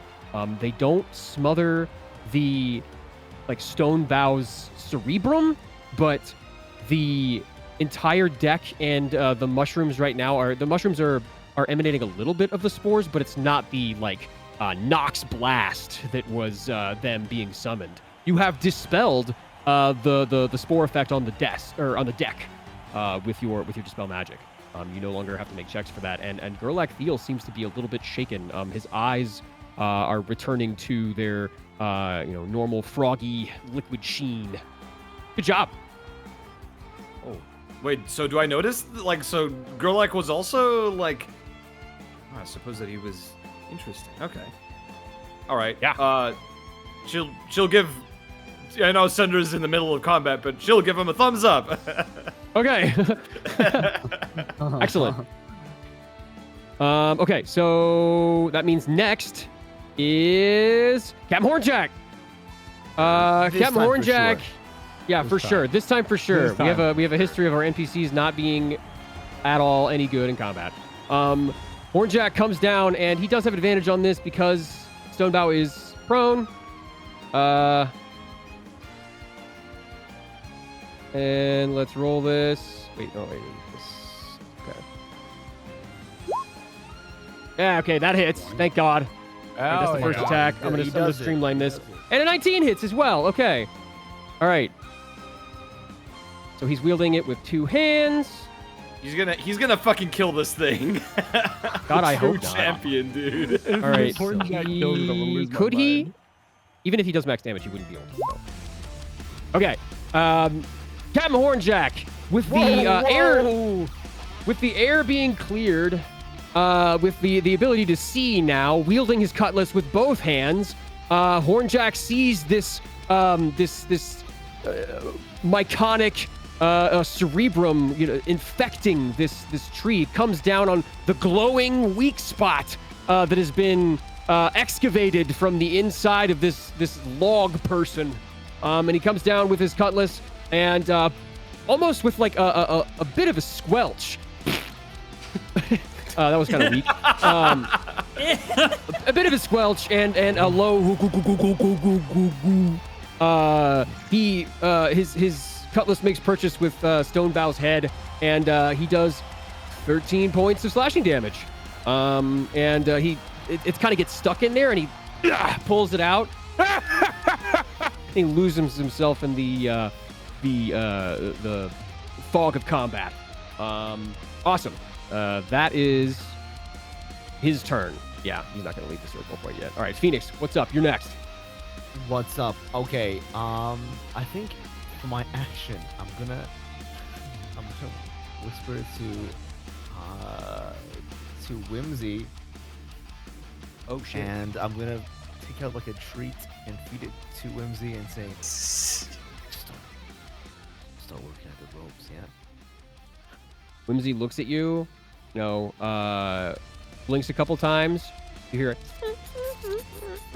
and eats the treat, and then goes into your clothes, down your shirt, down your pant leg, and like straight across to the like railing of the ship, and they disappear on the other side of that railing. And very, very quietly, you see them in the distance appear on the rope, as sure enough, they begin to make work on these harpoons and ropes that are keeping the ship locked to land. Good shit. And then she will take a deep breath and then end his turn. Okay, fantastic. All right, that means that Argentum is next. What say you? Oh gosh. Okay, so magic's not working. Oh, okay, what can I do to get these fucking ropes done?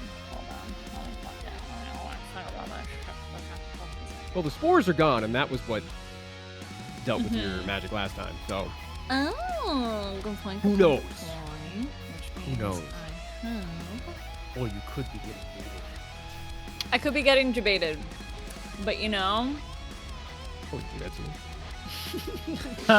yeah, I'ma try. I'ma cast Writ Heroism one more time Okay.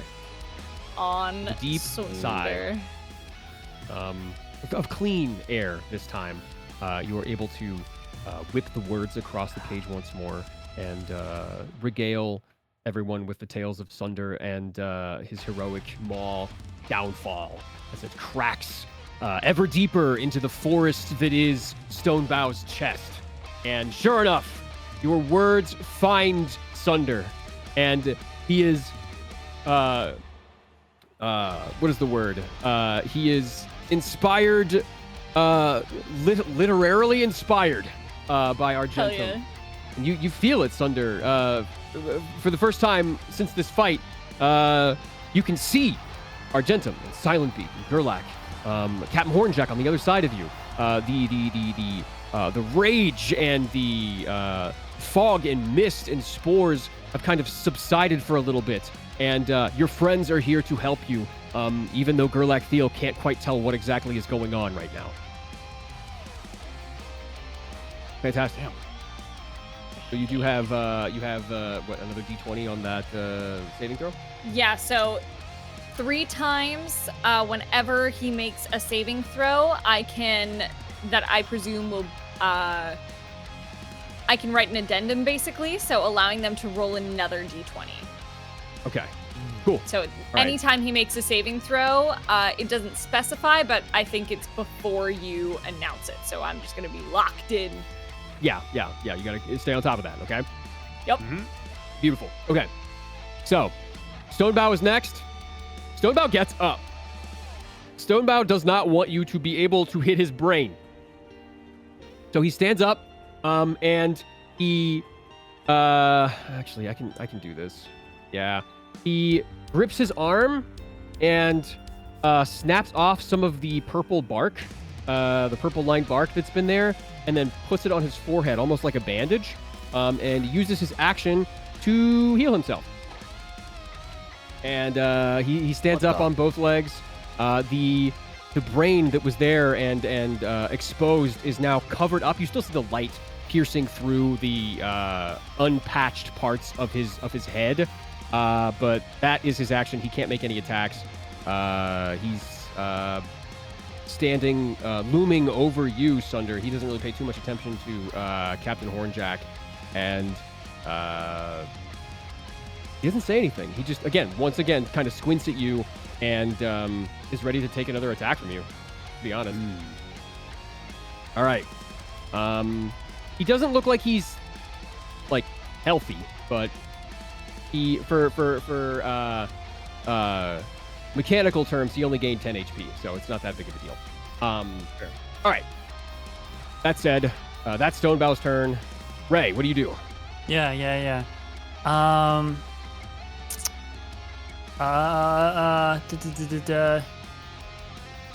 Guys, before I do this, Okay. is there any reason I shouldn't cast a spell on this guy? This big giant? None? Okay, cool. Just making sure. Yeah, Big okay. Shit's just gonna shrug.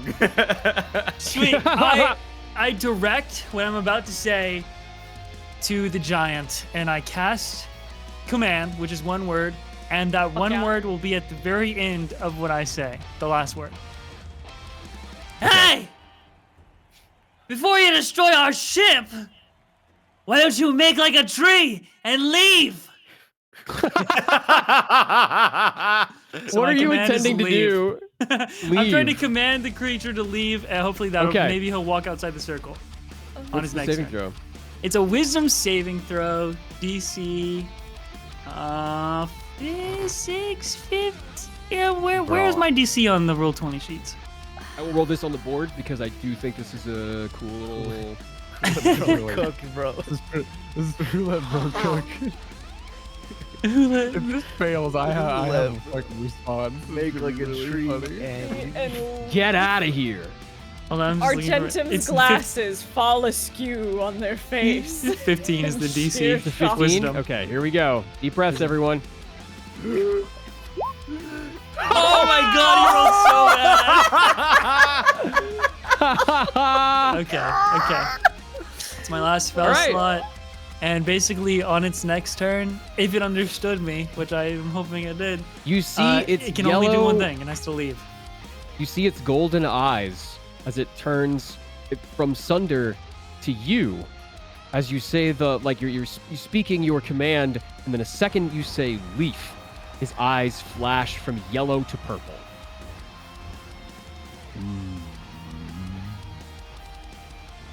And that's how he responds. All right. Okay. The clarification: a leaf is funny, but I did say leave on purpose. I know. I got you. I didn't want him to Comedy mistake lands. leaf. The comedy lands. We're telling a story. I get you. I was actually just worried starts that if I did sprouting the leaves. leaf, yeah, no, he would be like, leaf. What is it? What action is that? And then I'd be like, fuck, god damn it, my fucking joke ruined the command spell. Legit, Anyway. his intelligence is like a 0, so I don't think he would want to like beat. He's not gonna split the hairs of this pun with you. All right, sweet. So then that's my turn. That's my turn. Okay. Question. Oh. Actually, let me look up. I'm gonna look up command really quick. Give me a second. I'm gonna read the text of this just to make sure that I am acting appropriately. No, I'll stay here. I'm not gonna. Okay. Okay. Okay. It doesn't say anything about that. Okay, cool. All right. So that means Sunder, it is your turn. Great. After hearing Zeph kind of say that, Sunder will like peer his head around Stonebow, look directly at Ray. That was a horrible joke. That was. This is no time for jokes. That was terrible. I have no idea what you're talking about. This is not a laughing matter. Our ship. Who's making jokes here, Sunder? The only joke here is the fact that you have not won yet. Ooh, Wow. No Shit. We're gonna have to talk about that over the next morning. Sunder's gonna grit his teeth and hit Stonebow in the head with the Okay. downfall. in fury, you hit Stonebow with downfall or with your fist? Yeah, with downfall. Okay. All right. All part of my 18. plan. 18 hits. Very nice. Huge. 6 bludgeoning damage. Okay, cool. That's a good solid strike. Stonebow is currently standing, and as he turns back around, you hit him across the jaw with downfall. Great force. This is like vibrating ring that comes from the maul when you make contact with him. It's sonorous. Yeah, it's like Yeah, it's a bug. yeah. The bug. Just fucking. Yeah, it's fucking guts clang. Yeah. All right. Do you want to do your second attack? I will, yeah. He'll hit him again. He'll swing the opposite direction. Let's see. 20. 20 hits. Roll damage. Perfect. 6. Okay, 6. All right, another 6 bludgeoning damage. You come back around the other side, and you hit him on the other side of the face. Now he's the one who's ringing. That bit of bark that he used to patch his head has since fallen off now, exposing his cerebrum once more as he puts his hands over his head and looks at you almost like a child. He looks with these purple eyes now, concerned, and for the first time with like fear in his eyes. Aw. And Gerlach is also kind of like looking around trying to figure out what to do. Okay. I'll do an unarmed strike then as my bonus action. Okay. 20. 20 hits. Beautiful. 7 bludgeoning damage. 7 bludgeoning damage. Okay, cool. Awesome. All right. You managed to get, I don't know if you can't reach it that high. You keep punching him in the gut, in the abs, and breaking away bits of bark and like bramble that he's got there as kind of like armor. He's not quite down yet, but as you punch him in the gut, he's almost like whining. He's not saying anything in your head anymore. It's like.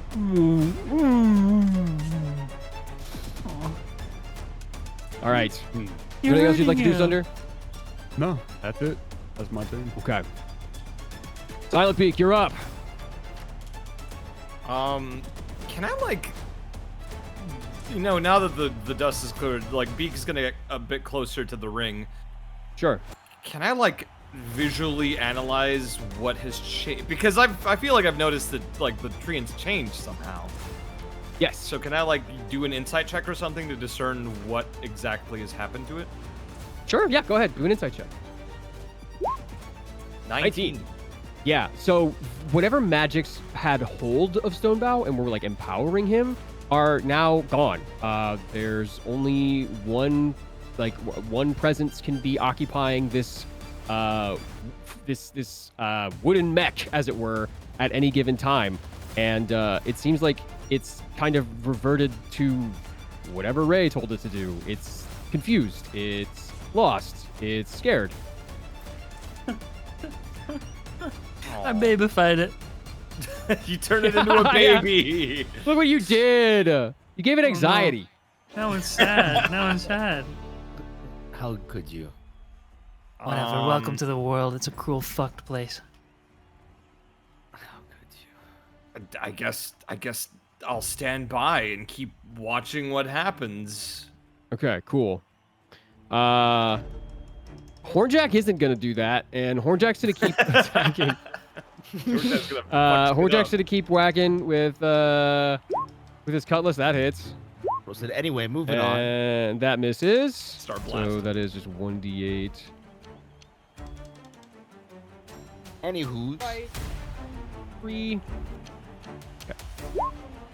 And he does 6 points of slashing damage on the back of Stonebow. Remember you that could- Hornjack has he can roll Oh. D4 to add. even if you got a 4 on that 10, it wouldn't Okay, never mind. affect, unfortunately. It's all good, though. He's definitely appreciative. Almost like you see sparks hitting, like, it's like his cutlass is old. It's almost like he's hitting rocks with it, and it seems pretty ineffectual. It does scrape some of the bark off, but he doesn't even, it's not even enough damage to make Stonebow, like, concerned for what's going on back there. But Captain Hornjack's having a great time. This is just another story for him to tell if he remembers it. Okay. Next is Phoenix. What are you gonna do? Yeah, okay. For Phoenix's action, they will use their action to turn level 2 spell slot into 2 sorcery points. Okay. Just in case, just later. Excellent. Snack. Awesome. Just for shits That and works. gigs. You guys gotta take a rest at some point, right? All right, Argentum, what do you do? Oh, I'm gonna keep concentrating on my higgity heckin' spell. Ooh, yeah, I don't think there's much else that Argentum wants to do. I think they're just gonna stay where they are and keep concentrating. Ooh, was there actually no? There was no fucking. Yeah, I'll be mean. Let's do it. I'm gonna. It's just a sexy little Ritz seizure on the big boy. Cause you know what? Okay. Could you? Wow. could this- you like do this. to them? How could I do it with my magic? Like this. I'm gonna write about its greatest fears. I don't know. Probably that's not what try I meant. to. Yeah, I know. Yeah, but it's what I meant, so you can hold that. Argentum is going to try to implant Not plant. images. Implant images Oh, of we're it hunting for them burning now. and give it a mental seizure. So Oh my gosh. I need a DC 15 saving throw. Of we Dex or successfully- It Intel? is intelligence. All right.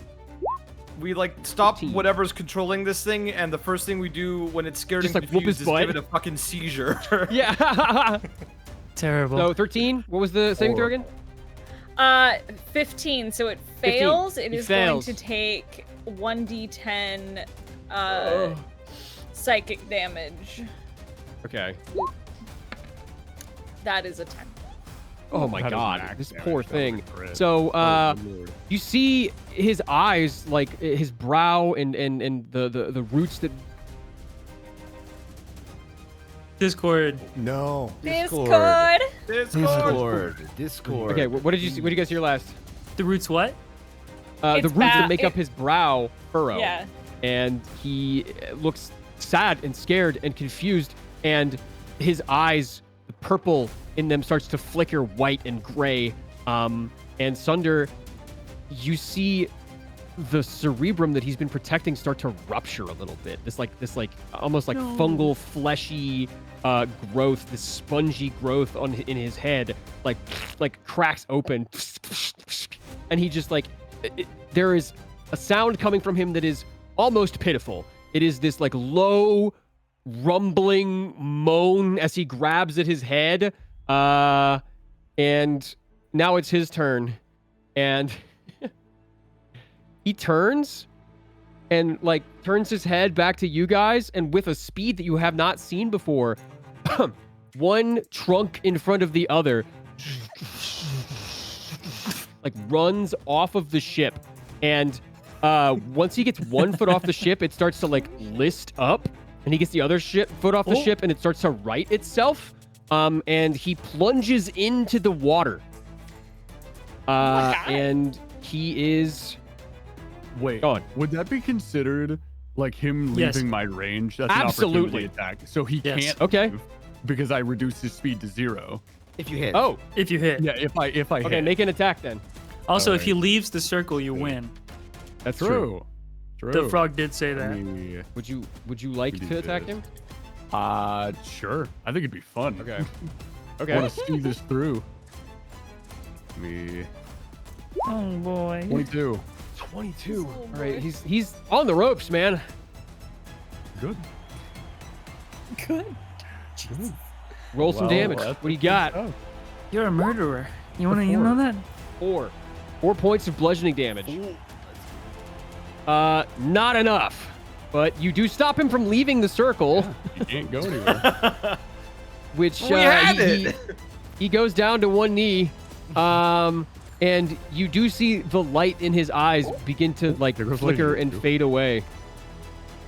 He's not dead yet, but he's rolling around and IDC almost attack. catatonic.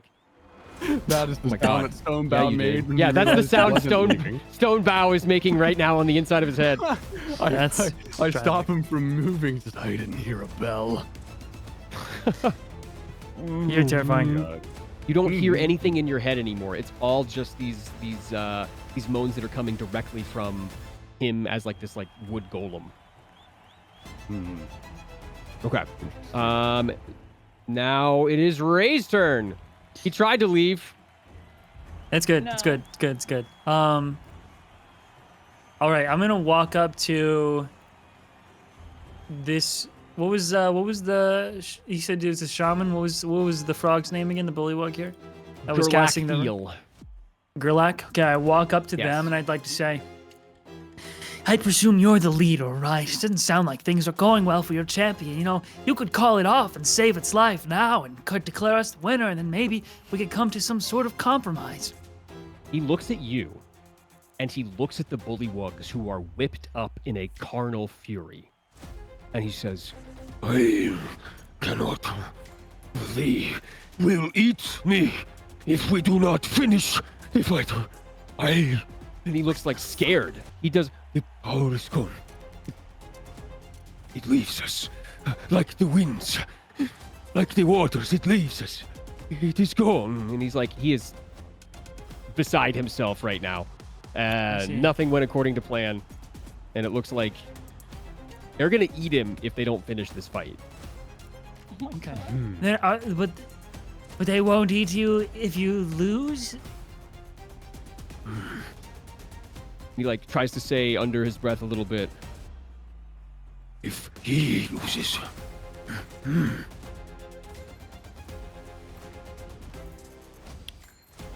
Okay. Well, shit. Let's see. I cannot dispel the fungus. The fungus is what drives at it. It is ritual. Okay. I move away from this crazy frog next to Argentum. Crazy frog. Crazy frog? Bing, bang, bang, bang, bang, bang. I'm glad it wasn't just Drone me. activated.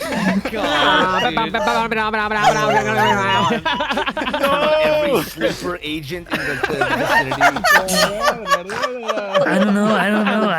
I don't know, guys. Maybe I should branch out into comedy. Damn. Shut the man. fuck your mouth. Branch please. out? Get this guy. Somebody get this guy. Mr. Electronic. Fuck your mouth. Is there anything else you'd like to do, Ray?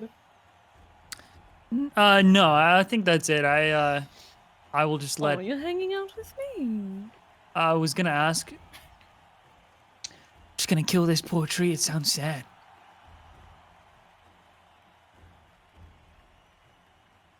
Cool. I mean, yes. All right. Okay. That's my turn. Sunder, I think I know what you're going to do, right? You know exactly what I'm doing. Yeah, I know exactly what you're going to do. I'm gonna Do it. I'm gonna walk. What do you do? He's to the rolling middle. around on the deck. You Yeah. hamstringed him. If you can do that to a tree. So Sunder will walk up, and you said that he was like kneeling, right? Oh, yeah, he's fallen forward. He tried to leave the circle and get into the water, but you hit him in the back of the leg, and he's kind of like, you tripped him a little bit, and he's fallen on the deck. Kind of sunk the ship a little bit. Everyone grabbing on, kind of righting themselves.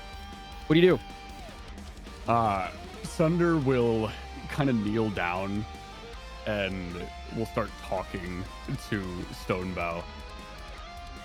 You might be bigger than I am, but I am much, much stronger than you will ever be. And then he'll stand up, and then he'll bring Downfall onto the back of Stonebow's head. Ooh, okay. Roll to hit.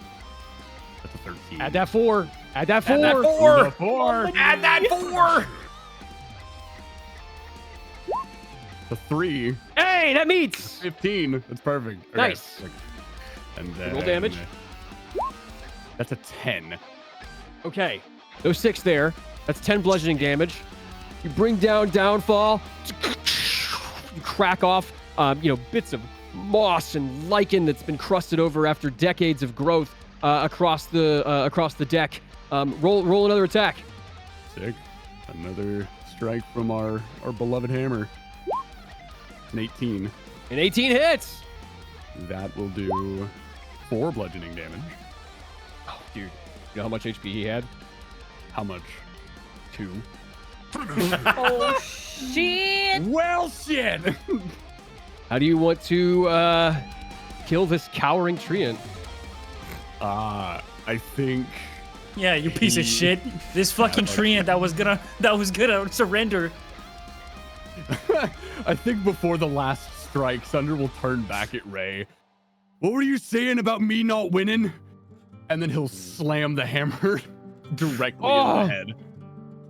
So you see Stonebow kind of like writhing in like moving around and just like tiny signs of life. But you bring Downfall down in such a way that almost comes back towards you. and straight into his skull, if you could call it that, the casing that holds his fleshy fungal brain, and the light immediately leaves not just him, but his bark, the life just kind of it evaporates from this thing. And in the same movement, the mushrooms begin to recede back into the deck of the ship, and spores fly away with the wind and the mist, and we are out of combat. Gerlach Theo looks a little upset. He looks a little scared. And the bullywugs surrounding the ship, again, this ship has slowly been moving forward. By this point, Whimsy has gotten 3 of the harpoons chewed through. There are 3 on the other side. There are 3 on each side. I have an idea. Okay. Stonebow is dead, is lifeless, is inert. It is just a hunk of yard waste on the deck. Sunder will walk over to Gerlach. Despite, him just finishing the fight, he'll raise Gerlach's arm as if, he won something. And then he'll start saying to the bullywugs on the outside, "This is your leader!" Just congratulating him for a really good fight. Shaking he's holding his staff, and it's like as he's shaking, the chimes are shaking in time. He's and Gerlach lifts up the staff, and the bullywugs in a chorus of froggy ribbits and throats fills the air. 100 strong bullywugs united in their leadership succeeding. Gerlach looks at you, Sunder, after engaging his followers, and kind of shakes his head. You are no priceless. You are no fish. No. You leave us. Leave us to our fish. And he looks scared. You leave us. Leave our ship. And he gets down on all fours like a traditional frog and jumps. A traditional frog. What does that even mean? Like a frog. And jumps onto the ropes. He jumps all the way down to the side of the fjord, sheer blackstone cliff, to his tribe. Stays down there, and he gets smothered by these bullywugs, just covered in other frogs that aren't lifting him up; they're just covering him up. You can't even see what's going on. Are they eating him? Fuck! Should we have helped them? Can't tell. They're eating him, and then they're gonna eat me. It's not oh my god! But Krillin comes up. Krillin comes up right behind Ray and begins getting to work sawing and pulling out these harpoons. Yeah, I'll help. What else was anybody? Okay, cool, awesome. Beak is gonna head over to the corpse of the Triant and gently kneel down next to it and put a hand on I guess its arm or something. Sure. And just quietly in her own head just give it a little funerary little prayer. Okay. To wish it along. Yeah, get a point of inspiration for that. Nice. And you actually as you put your hand down to commune with whatever spirit was inhabiting this wood golem, you hear a word, a name in your head. It's soft at first, and it kind of comes up with a chant.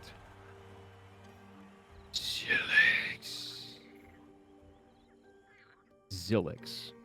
Zilix. Yeah. Wait.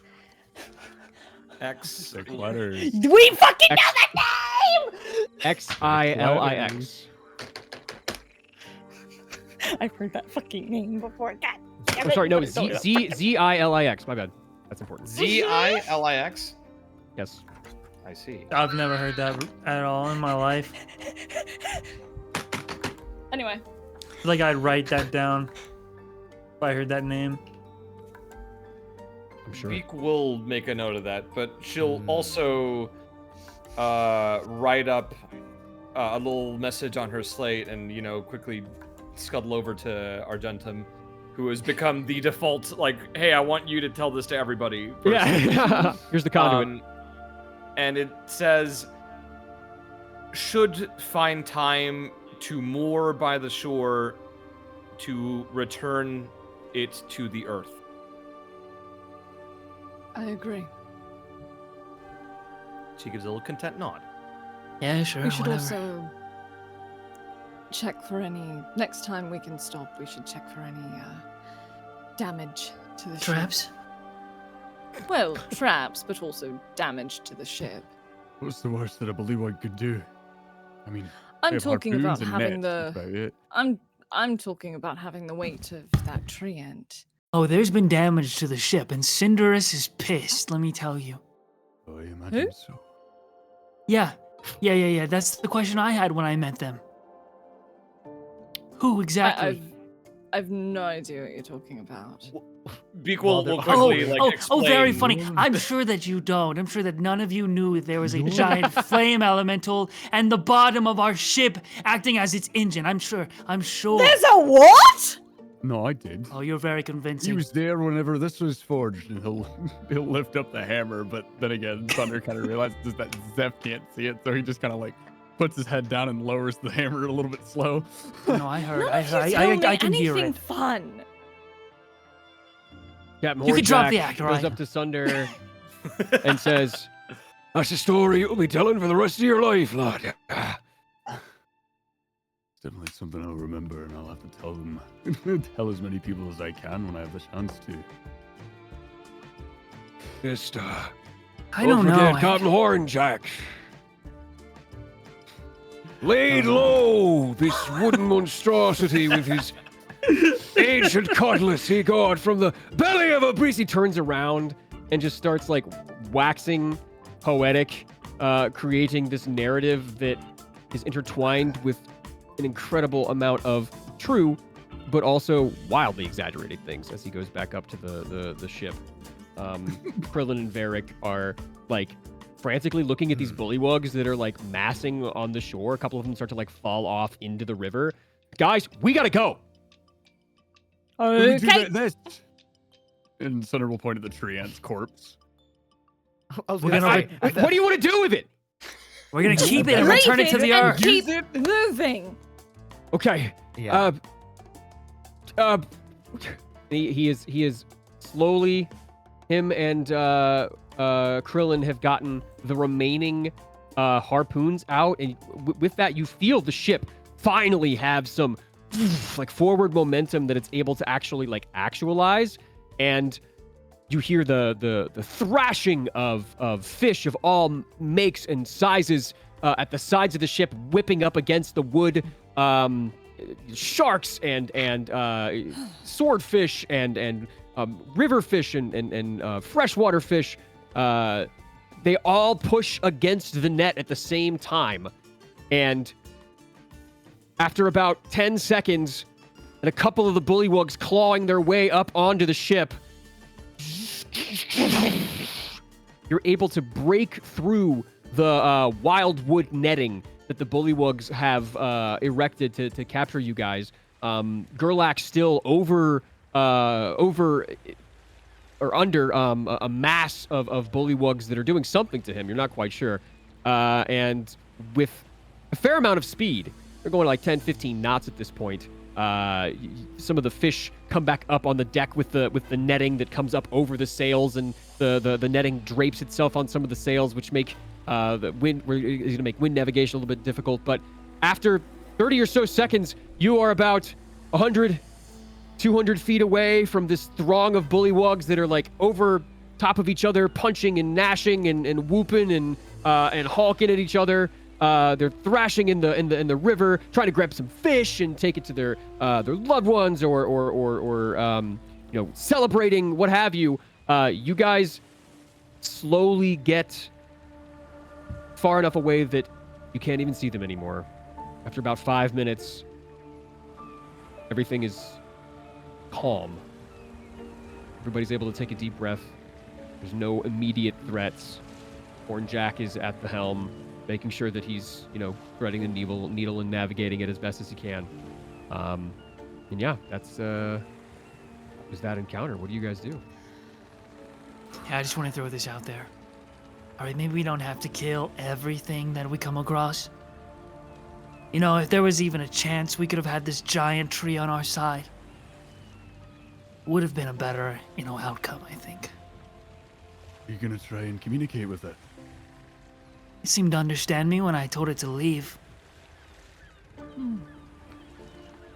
If you use magical words, I think anybody could understand. No? Nope, it has to. Not Nope, always. not really, no. It depends on the spell. Not that one. But congrats, I guess. I wouldn't know much. The only magic I ever saw was the Nivranka, and it was from the local clerics. That was kind of it. I've never seen much. You guys are the most I've seen in most of my life, I'm gonna be honest with you. Oh no, I'm quite spectacular. Oh, Well, nothing to bat an eye at. he just doesn't walking back inside. You see Barry Barrowwheat and a couple of the other, you don't have their names yet, but a couple of the other crewmates come out and they begin to analyze the triant. They're poking and prodding, prying away bits of wood, assessing what exactly has happened. Looks like one of them may have been asleep while this entire thing went down. But yeah, wait, life has hold on. returned to the ship.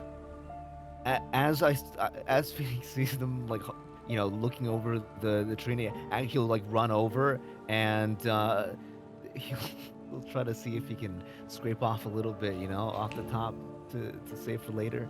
And he might Okay. get spores. Make a survival check. Anything left in there? You guys, it would be sick.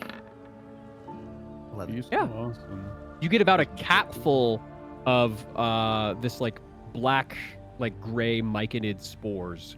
That Let's were go. on the inside of Nice. Stone Bow's bark, bracers. Let's go, gamers. And I'll Gaming. I'll pocket the capful and then just walk away, whistling. Cool. It's gotta be super late now, yeah? Or Yeah, what it is. You were into the evening. It was hard to tell because it was so cloudy and it was actually it was sleeting a little bit and snowy, so it was dark enough. But you're approaching 7, 8 p.m., 9 p.m. The sun is All right, low in the alright. sky. Okay, there will hopefully be no more of these ridiculous random encounters on our way. Yeah, no. Never know. For the what rest Hey, for the rest of the God, night. if you're at least. God, if you're listening. You guys got about 2 days left on the Irimus Mar until you get to where you imagine the delta would be at the end of this river. You're not quite sure because you don't know where the river ends. It's not just something you can even go and ask Varric or Krillin or Alondra about. Nobody has seen this.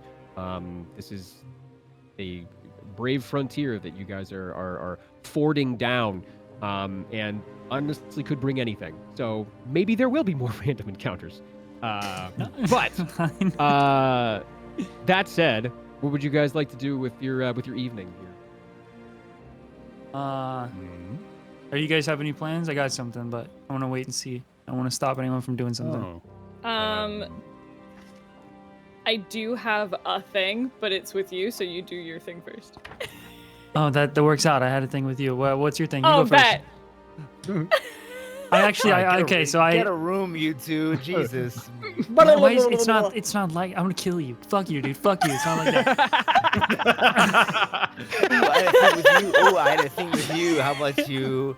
I'm gonna take a short rest, guys. I'm gonna put a sock in it. All right. Good night. Yeah, I softly tried to whisper to Argentum. Are you free tonight? Wow. That came out. Interesting. Ooh, I love you It's not guys. like that. It's not like that, guys. It's not like that. It's not like that, dude. Fuck you, fuck Argentum you. will like kind of be like taken aback a little bit, like not like because they're off in their own world, just thinking about something else. Like, yes. Oh, yes. Actually, needed to speak to you. So yes, I'm free for you. Alright, there's a private room on the bottom deck if you wouldn't mind. If now is a good time that we are Really free from the fun, chaos. Oh, at last. But yes, I'm available.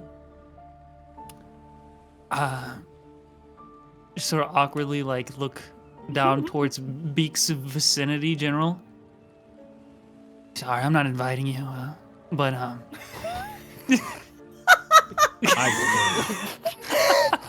Beak's just gonna narrow her eyes at him, and then shrug, and then just walk away. maybe another time.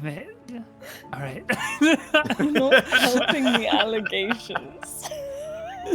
I start heading down towards the this room over here. Okay.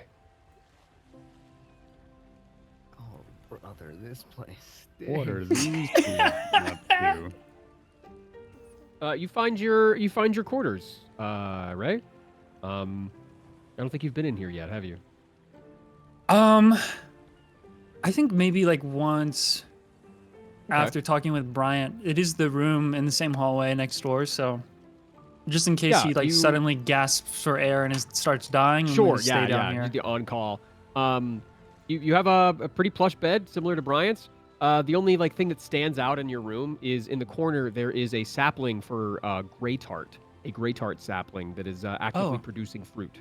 And you have there's some like bottles of wine, and it looks like this place is a little dusty. Could use a little TLC, but it's crazy that the plant has been maintained, whereas everything else is slaked in dust and looks in disrepair. It's Argentum's here, right? Oh yeah. These are pretty small rooms, but it's the one that they put Bryant in. So, I mean, there's wine if you drink. I could use one. I could use it. absolutely. I could go for some too. I will serve it. So. I'll just make sure There are that two bottles. Go ahead. Yeah. One looks like it's a darker wine. One looks like it's a lighter wine. They both look pretty old, but you can like hold it up to the light. There's still light that passes through it. It doesn't look bad.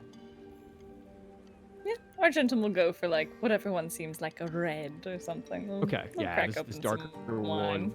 Thump. The cork falls apart in your hands. Looks like you guys got to finish this one. There's two no. tankards, a couple others in the cabinet.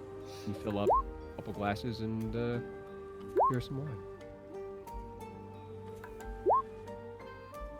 Yeah, they'll kind of like grab Ray's hand and place the glass in it, like just to like make sure he has it.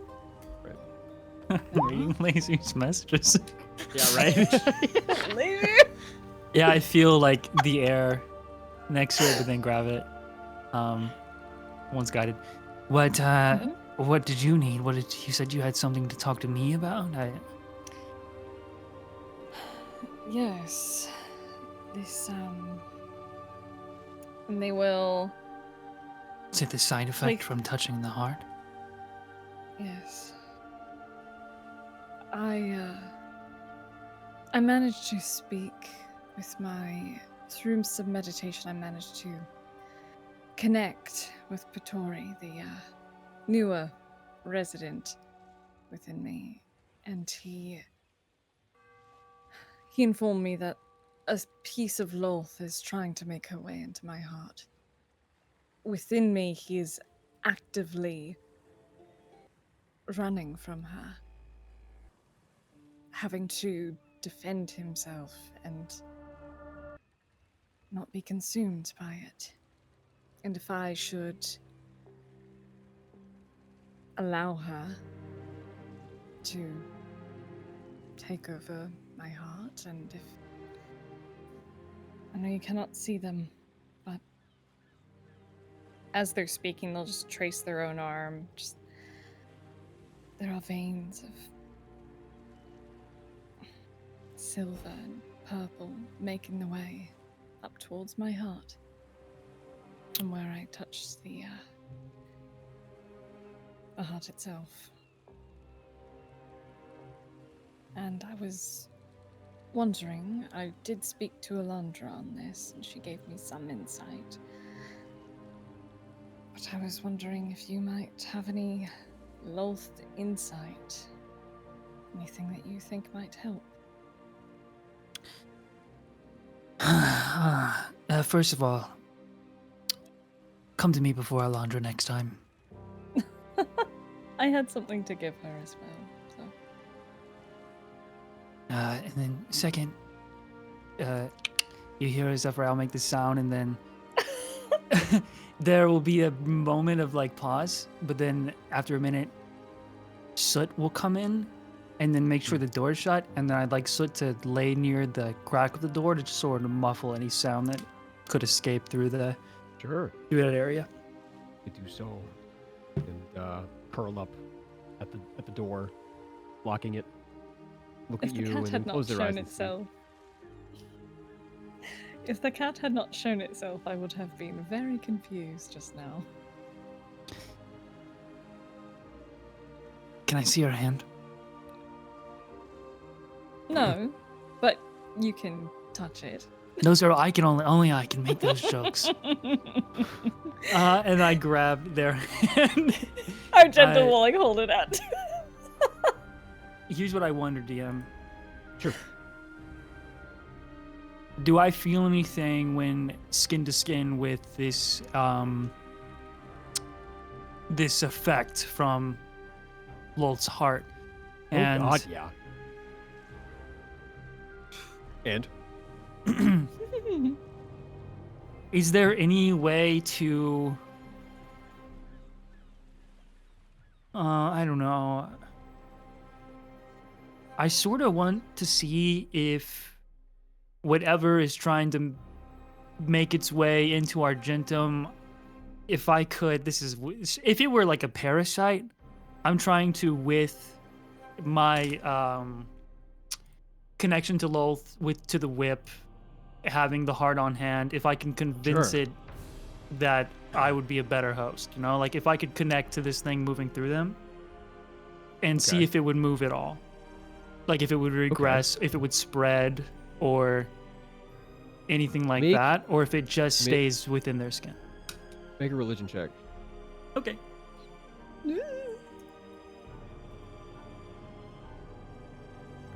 Religion. Religion. 11?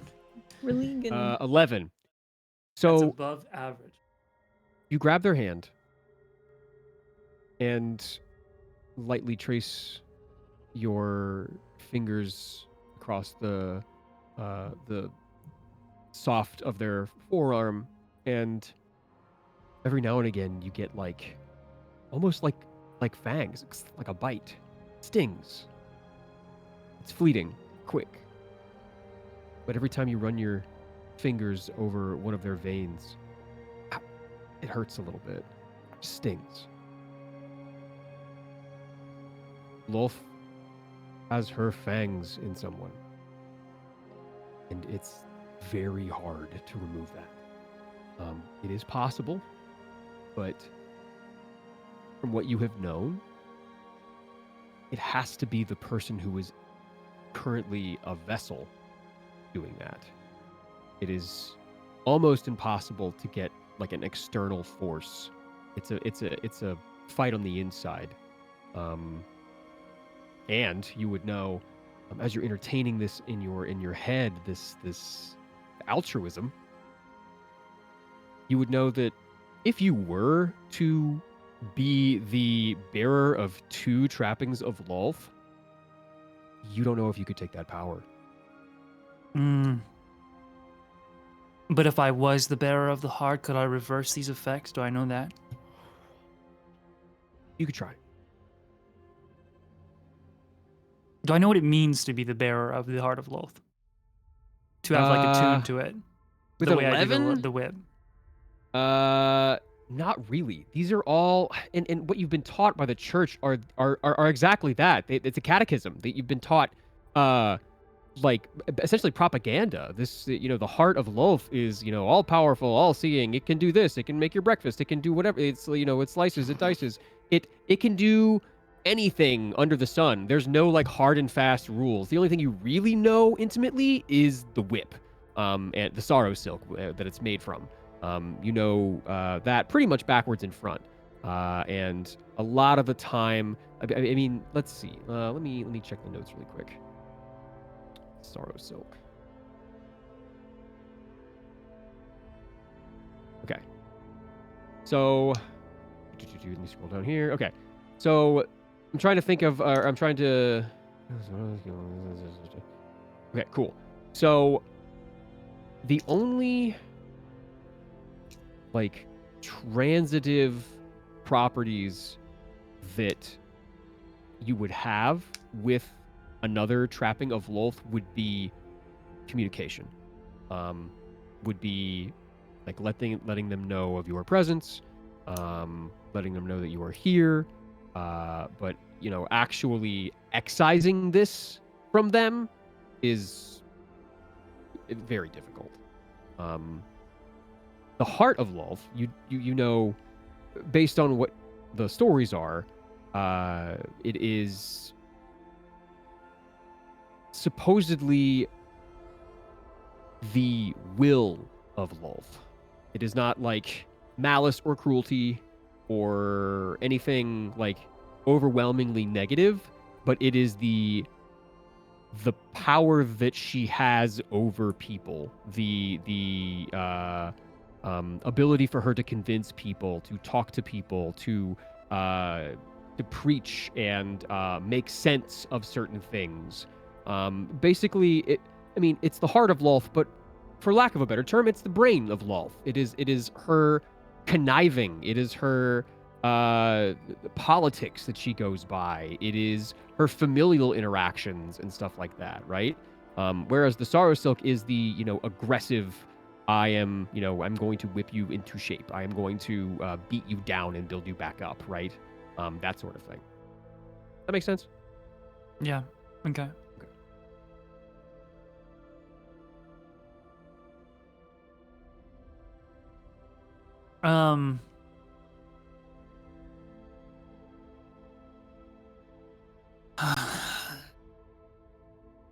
How far is it spread? My last question is, do I know what happens when it reaches Argentum's heart or brain? Based on the tales, there's a couple of things. Sometimes they preach that you die, but that could be a metaphysical death, that could be a spiritual death, that could be a death and then a rebirth. But sometimes it's just straight up, you were killed. Some of the followers believe that it induces a catatonic state rather than death. It's more of a like, I am paralyzed and in a death's rest that will consume my days, kind of like how a vampire would have to go and sleep for a while. Some others believe that you will become a Yoklol, that this is an honor, that no matter what where you come from, what your religion is, where you hail from, what your race or your presentation is, you become a handmaiden of Lolth. You are just indoctrinated into that caste of, a little over a dozen women that do Lolth's bidding. Okay. But yeah, those are some of the options that you've heard. You don't know for sure, but like those are something that could happen. All right, to Argentum now. What did Alondra tell you? She told me that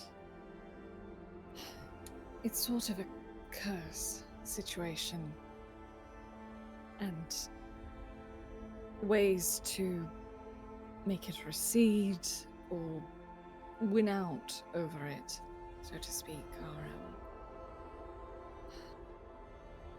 to be genuine in kinship and to follow the tenets of Lolth, but sort of in the way that you do, in the way the Reformed Church does, and being cunning for the better. You know, seeking vengeance but for good. Being genuine in my connections and kinships. I see. So, after speaking to her, I knew that I needed to speak to you of this. You're the only person I can truly trust with this, or at all.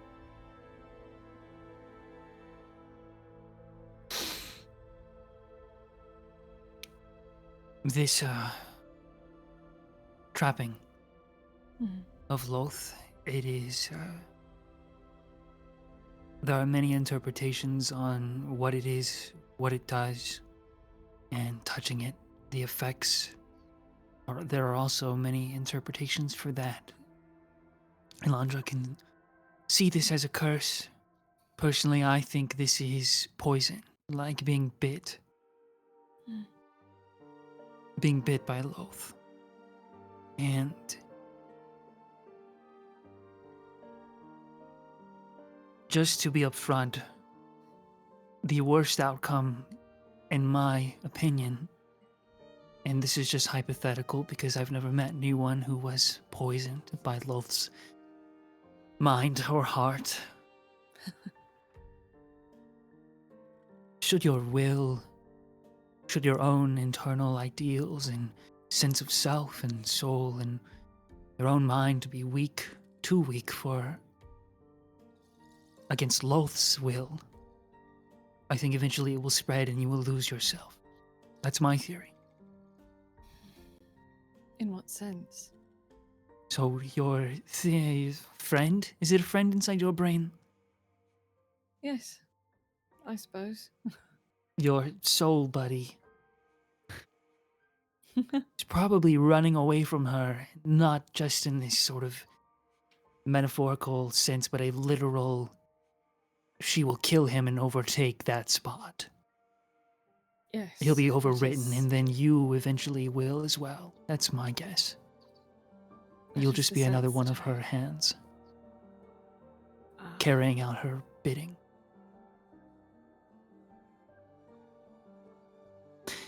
But, Elandra spoke of actions that kind of reflect the Reformed faith. mhm. Some of the old faith might see these teachings as opposite to Lolth herself. And not an expansion on the ideals that she created. Could be why Elandra suggested it, because should you do things that are Lolthlorian in nature, if that's the correct term, but for the good of others, for yourself, that sort of will could be strong enough to counteract the effects of this, of her will, I guess, this poison. I mean, that makes sense.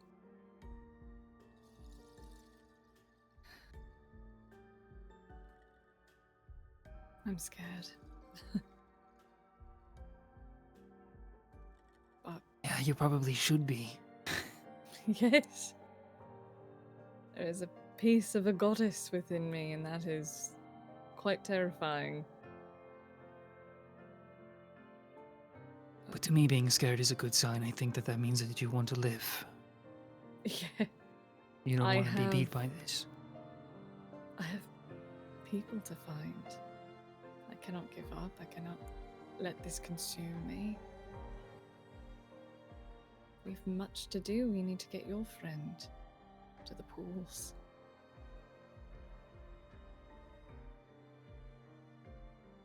I'm not going anywhere before we do that. If you're looking for a quick fix, I have an idea, but it is very risky. I do love a risk. What do you think? I would have to, I'd have to either rest and do it in the morning or take some time tonight, but I'd have to try and meditate on this trapping.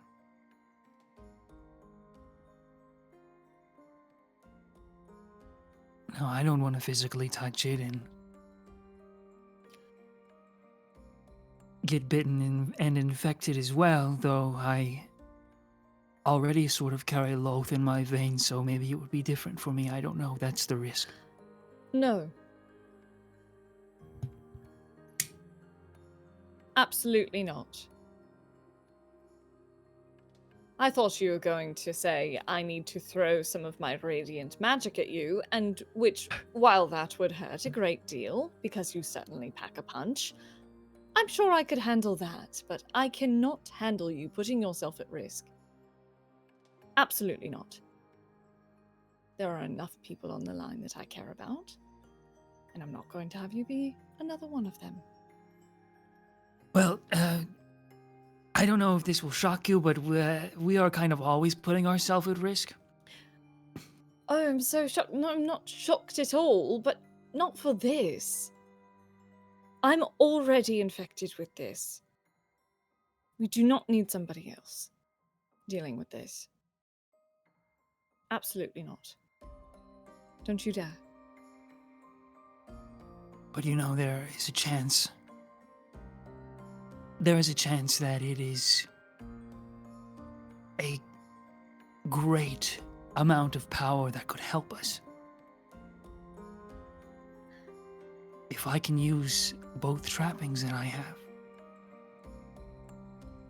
not only could I possibly reverse the effects of this poison in you, but I could protect all of us You significantly better. You hear a knock at the door. What Yes? is it?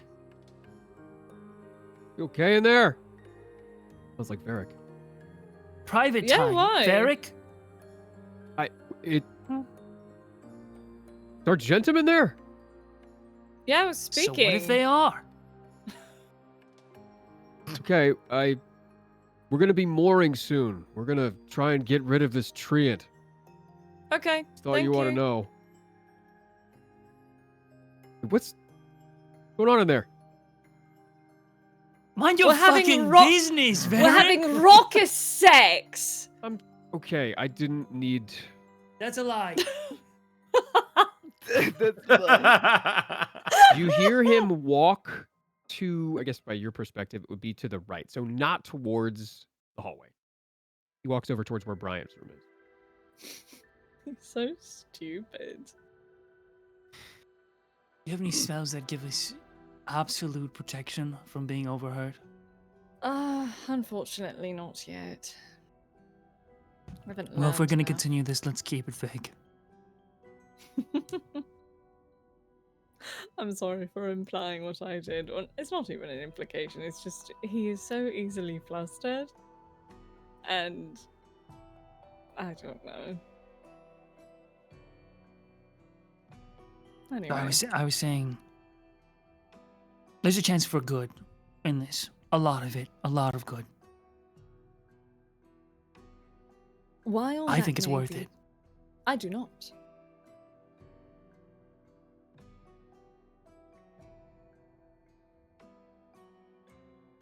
I'm not allowing you to. You are plenty strong on your own. All of us are getting stronger all the time. And I think if we continue to work together and trust each other, we can make this work. And I will continue to fight against it myself.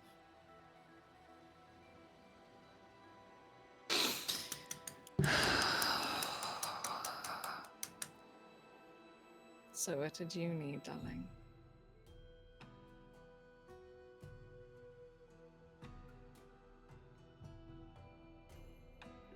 Gentlemen, if someone dies again, I'm not going to be cautious like this.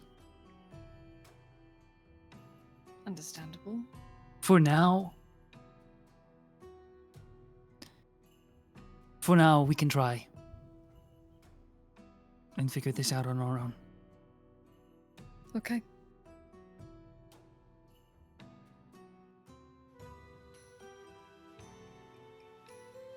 Who knows? Maybe Bryant has. Whenever he gets in the pool, he'll have stronger healing magic. And if that doesn't work, I'll smite it out of you. I don't know. If I'm going to have anyone smite me, I'd prefer it be you. If Bryant did it, I think I would be burned to cinders. I literally did mean restorative magic, not that he would smite you and that it would heal you.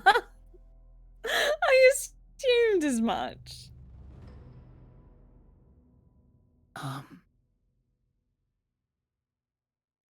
Varric, are you still there? You don't hear anything. I sense your presence, you know? On the other side of the wall, after listening for just a little bit, you hear a very low conversation happening in the room next to you, in Brian's room. Okay. Right. I wanted to ask a favor, if that's fine, but it is a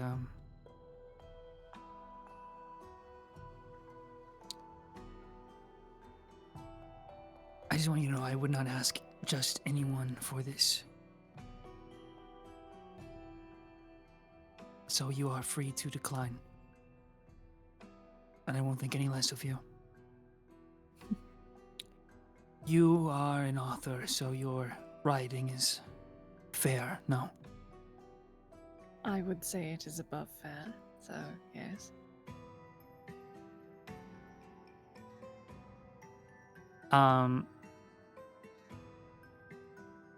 Zephyrael sort of starts to like move his leg up onto like prop it up and then roll up the pant leg. Okay. I usually write my own tattoos, but there are spots I just can't. Could you help me?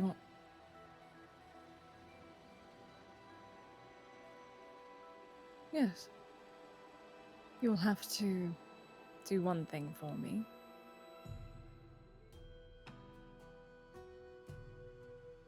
What does...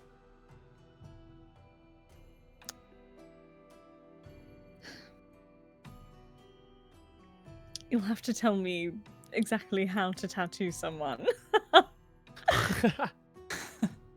You can do a test on my wrist or something. Once I see how it's done, I'm sure I can figure it out from there. But I can absolutely do that for you. Sure, but it's not fun. I don't assume it is.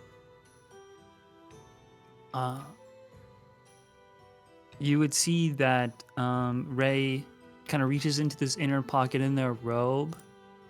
Or just, they got it strapped somewhere in there. My little pocket inventory. Who knows where it is? Who knows where I pulled this out of? And they pull out a sort of long silver needle and a vial of this blackish purplish ink.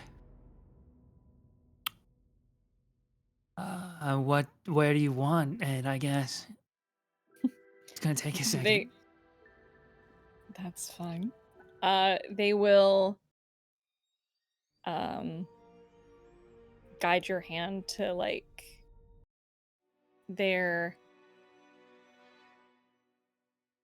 forefinger on the hand that has been marked by Lolth with just their left hand, and it is their dominant hand that they write with as well. To the side, they'll guide Ray's hand to like the side of their finger. Anywhere along here, you can put whatever you like. But remember, I can read Abyssal now, darling, so you can't write anything naughty in Abyssal. I will know. Chicken soup man. I'll also warn you. Pee pee poo poo in Abyssal. Oh shit! I can't think of anything funnier than that. No, don't do that. This is for life. Shindin fart. Shindin fart. Oh my goodness. That's crazy. No, I also like warn you. This is technically a poison as well. It's a, I guess, fermented poison. It's ink from or venom from a specific type of spider.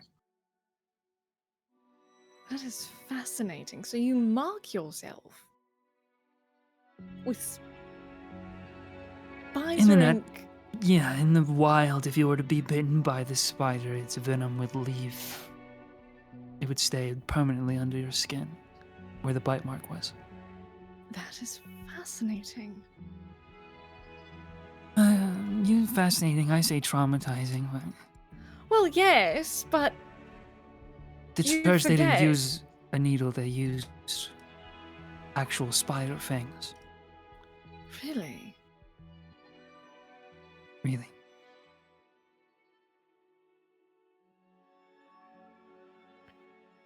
Sorry. For the just next yeah. for the next like hour, I imagine, Ray, you very delicately tick, tick, tick, tick, tick, tick, tick, like tap this tattoo into Argentum's finger. What does it say? Let me think for a second. Let me think. Can I think on this one? I'd like to think on this Also, one. Yeah, Make a sleight of for hand check. sure. Okay. See how good No. it comes out. I'm gonna roll a 1. Let's You're go. so messy. Roll on one. I want a shit tattoo on my hand. Let's go. So this is gonna determine how good my tattoos actually look. Okay, 23. I'm actually so 23? dexterous. Oh shit! You are a No. dexterous son of a bitch, though. Expertly, it's like you I'm a have never multifaceted talent. seen- You've never seen Ray as nimble as they are right now. It's almost like watching a master at work. You know, this is something that they do consistently, constantly. I have a lot of practice. Yeah, it is a practiced hand. And whatever it says, it's kind of like you're distracted by how gorgeous it looks, how It would flowy be- and Keep going, yeah. how flowy and precise, how clean it is, and how like, how not like, he didn't give you a wound. It basically, it was well done, and it looks like it'll heal up, fantastic. You know what it is? What? I couldn't describe it exactly what it looks like, but I could tell you what it means. It would be some sort of celestial rune or symbol that stands for guardian angel. Oh, okay. Yeah, And they would understand it. Ah, I love it. sure enough, That's so fantastic. permanently on Argentum's writing hand. That's really cool. That's It's an eagle perfect. moment. All right. You guys All right. hear another knock at the door. I'd imagine like at this point Argentum's like getting ready to like kneel down and like do the tattoos for Ray because like, okay, cool, got it. Yes? We're mooring in like about another couple of knots. Hey, you don't need us for the tree funeral, do you? I mean, I'd like you to be there. Maybe we postpone this Alright. until after. Argentum will get up and like go to the door. Just kind of like lean on the door frame. What's up? Second you open it up, Varric is like Patrick with the eyes inside of like SpongeBob's house. Like, what's going on in here, huh? Zephyrow's fully fucking naked, dude. Took his pants Nah, off. I'm That's kidding. crazy. Yeah. It should just for the comedic effect. It should look scandalous in here. Yeah, it looks I very mean, sus. Yeah. Like, probably like pant There's, leg like, wine. because they're doing. Yeah, there's wine. His pants are all askew.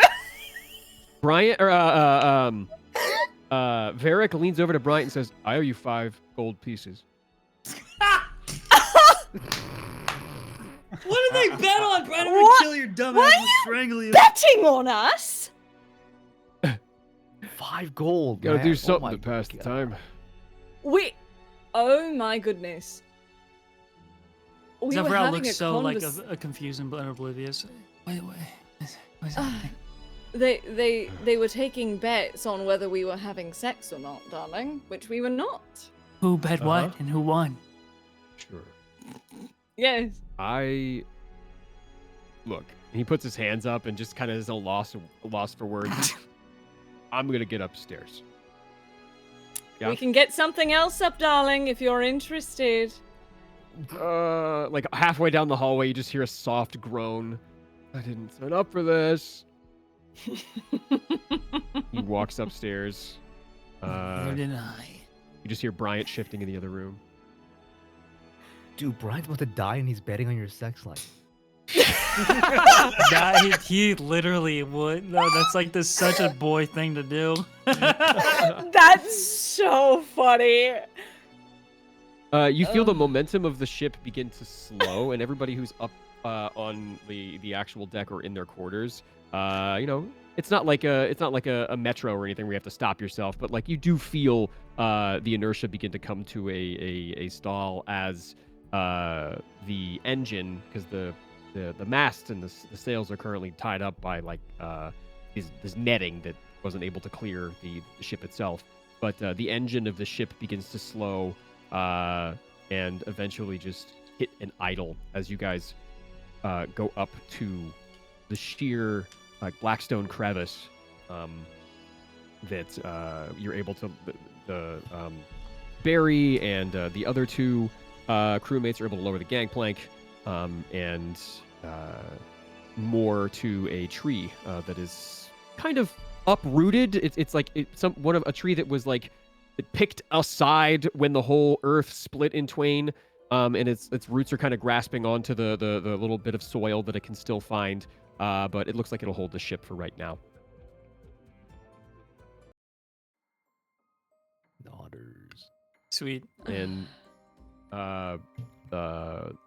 Barry and the other 2 are slowly starting to move the wood golem to the shore. And Barrick goes to find Silent Beak. Yeah, Hey. she'll just be like in the holds looking through her book. Sure. He knocks on the door frame. You want to do this thing? She gives a nod and then like walks up to him and kind of like gives a motion to lead the way. Okay. Follow me. He goes out, and they have gotten the triant to the shore in the like 5-10 minutes that they've had. Barry is a big guy. This isn't like nothing for him, but in combination with, I would imagine, Sunder's helping out, and Krillin, and all the other crew people, they're able to lift him by his limbs and cart him to the stone and begin whatever you'd instruct them to do. So she like Beak will like survey the landscape of this shoreline, and we'll try to find a spot that is generally like full of trees. Sure. There's like maybe 15 feet of really craggy, jagged blackstone And then as it starts to roll into the hills, there's a valley right before a small hill about 50, 60 feet away from the actual shore of the river. And there's a small grove of poplar trees that are being whipped by the wind. It's a little snowy still, but you imagine that these guys can dig or whatever they need you to do. But there's a stand of trees. She points, like, basically she directs the group to move the triant to the center of this grove, and will basically, like, using her slate, will task them to bury a part of the tree, not the entire tree, but a part of the tree, almost like planting like a sapling, like with parts of the roots and some of the more fibrous parts of the tree being like the ones that are in the ground. So Barry takes one of the crew members. Barry grabs one of the other crew members who is, I don't think I've described this guy yet, which I'm slowly trying to introduce these guys. He takes the crew member who has the most polished armor, the sharpest blade. He looks like he doesn't belong here. He's looks incredibly wealthy. He has this long, curly blonde hair. And Barry takes this guy, grabs him by the waist like a 2x4, and then turns him upside down and is like, "Which way do we need to do it?" Turns him upside down again. And the crewmate he grabs is like, "Put me down! What are you doing? Oh, please!" And like gold pieces are falling out of him. "You oaf! Unhand me!" Beak's just staring at this show with the blank look on her face. Also, wait, I need to be right back. 1 second, I need to grab something from outside. Just 1 second. Okay. One. So, Yeah, you he's just, guys like, seen spinning any him good around. movies lately? It's just my husband who forgot the code to our house. He's just Alejandro's just. I like to imagine Ali's just sitting on the porch like a lost puppy, Like a just dog? pawing I at do the that door. all the time. Sometimes I forget my garage door opener and I have to I don't have the key. Please let me in, please. All right, I'm back. Sorry. I need Okay. Alejandro forgot how to get in the house again, didn't he? He's just sitting at the door. Like No. a little lost puppy. It's just pizza got delivered right when all this was happening. Pizza time! And like the DoorDasher called me like 4 times trying to be like, I don't know how to do. So all right. So after this display of manhandling, yes, Beak will like clap her hands to like ask people to focus up, and then we'll like direct them to start like digging specific holes into specific spots, and to start to like gently inter the triant. And we'll, like, anybody else who's idle, she'll basically ask them to like line up in rows and like start offering prayers. Like she'll point out on her book like little phrases and verses to like have them speak. And yeah, she'll basically just like get this ball rolling. Okay. It takes the better part of an hour at this point. And the sun has set, the moon has risen pretty high in the sky, and can you roll for me a D8? You got it, gamer. Thank you. Roll D8. Fuck. I misspelled it. A 4. Okay, let's got here. 4 is death, just so you know. No, it is not. It is actually quite cool. Okay, all right, sweet. So it takes the better part of an hour for the 3 crew members and Sunder to dig the appropriate holes and line up and say the appropriate prayers to make sure that this goes well. The triant has gone limp, but it has, its hands are bound by earth, as is it is up to its waist. and it has been buried. After these prayers are offered, after these, maybe tangible things are brought forth, incantations are said, and it has been laid to rest, make a religion check. With gusto. 24. 24. So it takes a little bit. You bury him, and everybody is kind of like sitting by one of the trees after the process, wiping sweat from their brow, having a small conversation, eating something, a little snack as the moon is high. But the clouds begin to part above the grove. The wisps of clouds that remained move, and the moon lights the small grove. The crew members are momentarily distracted and realize that something is happening. There's maybe they did something right. So they get a little bit excited, and they start to gather around. And the aurora, the shadows over Velda, Zing, is the only Nice thing one. in the sky. As for the first time in what could be weeks, you see stars lighting up the night sky. Constellations, twinkles of different colors, sizes. It's a clear night. And then you hear the triant. Its arms begin to recede into the dirt. Its head begins to part as this now relatively inert fungal blob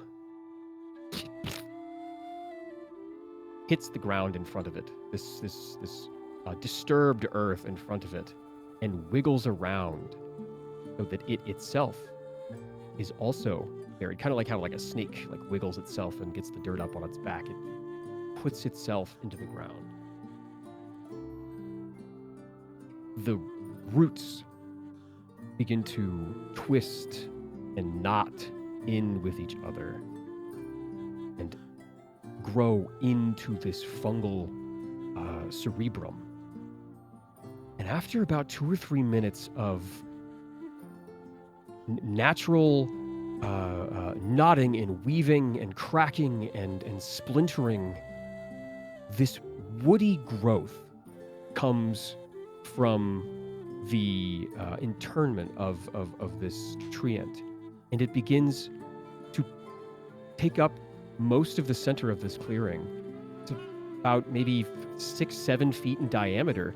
This large stalk comes from and consumes the triant around it, as over the course of 5 or 10 minutes, a giant 3-story tall mushroom grows from the corpse of this wood golem. It begins to sway very slowly with the wind and finally rest. I think you did your job.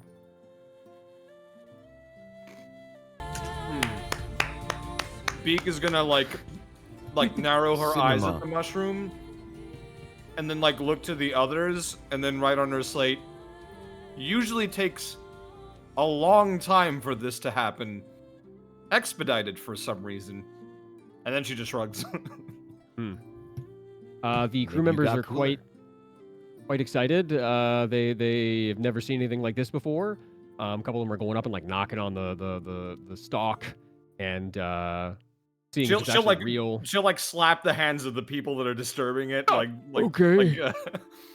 like raising a finger at them, no. Okay. Just do what the lady says. What exactly happened? Yeah, you guys are the crew members got the shovel across their back as you guys walk back towards the ship.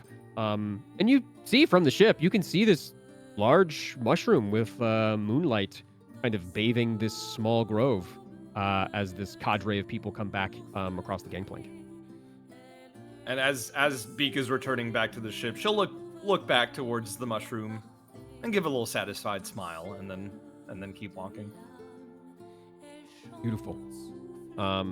Crew members reel in the gangplank and unlash the ship from the tree. A couple of hoots and shouts from a combination of Hornjack and a couple of the other crew members, and within 45 minutes, you guys are off and away once more into the night with the moon high in the sky, a mushroom, and a tribe of very enthusiastic bullywugs behind you, and that is what we're going to call tonight. Woo! Good game, Hell yeah. y'all. Now, Jonah, in the future, there better be a giant mushroom knight that comes in to save us in our darkest hour. Dude, I was thinking the exact same thing. Do not tempt me. The Lord of the Mushroom. Spore Knight. Honestly, I thought this was gonna be like the continuation of Chef Luigi. Now we're gonna have Mario come out from the Mushroom Kingdom. We just invented Mario. Let's go. I'd like to talk to you. I'm not going to talk to you about the Mario gamers. initiative. That's gonna be the Mushroom Knight. Mushroom Knight No, Mario. you're gonna make mushroom paizo. Yeah, mushroom is your favorite ingredient topping for pizza. Oh, okay. Well, that was fun. We needed a was little so bit of whimsy. We good. needed a little bit of Oh. whimsy. A little bit of like, we're not too scared of dying from this guy. You know, it's not That was all fun. dread. So I enjoyed that. That was really great. And we Good had some game, cool character moments y'all. there. And yeah, good game. And you guys are the ones who are rolling on the table to decide what happens. You only get, I would imagine, about 2 more of these like random encounters as we go down. And that was probably the most irreverent one on the list. Everything You else can have has as some many sort of as you story want. I significance. was just joking. I Okay. was just kidding. No, but you got about 2 more days. So 2 more encounters on the Irimus Mar. On your way to the mana pools, the White Moraine. And then ultimately to the Veyron's tournament of Mortal Plane. Gonna be exciting. Yippee. Maybe you'll see some familiar friends along the way. Who knows? Who All right. could say? Do we have anything special going on before we leave? Anything cool you want to talk about? Anything neat you want to plug? Anything fun going on this week or weekend?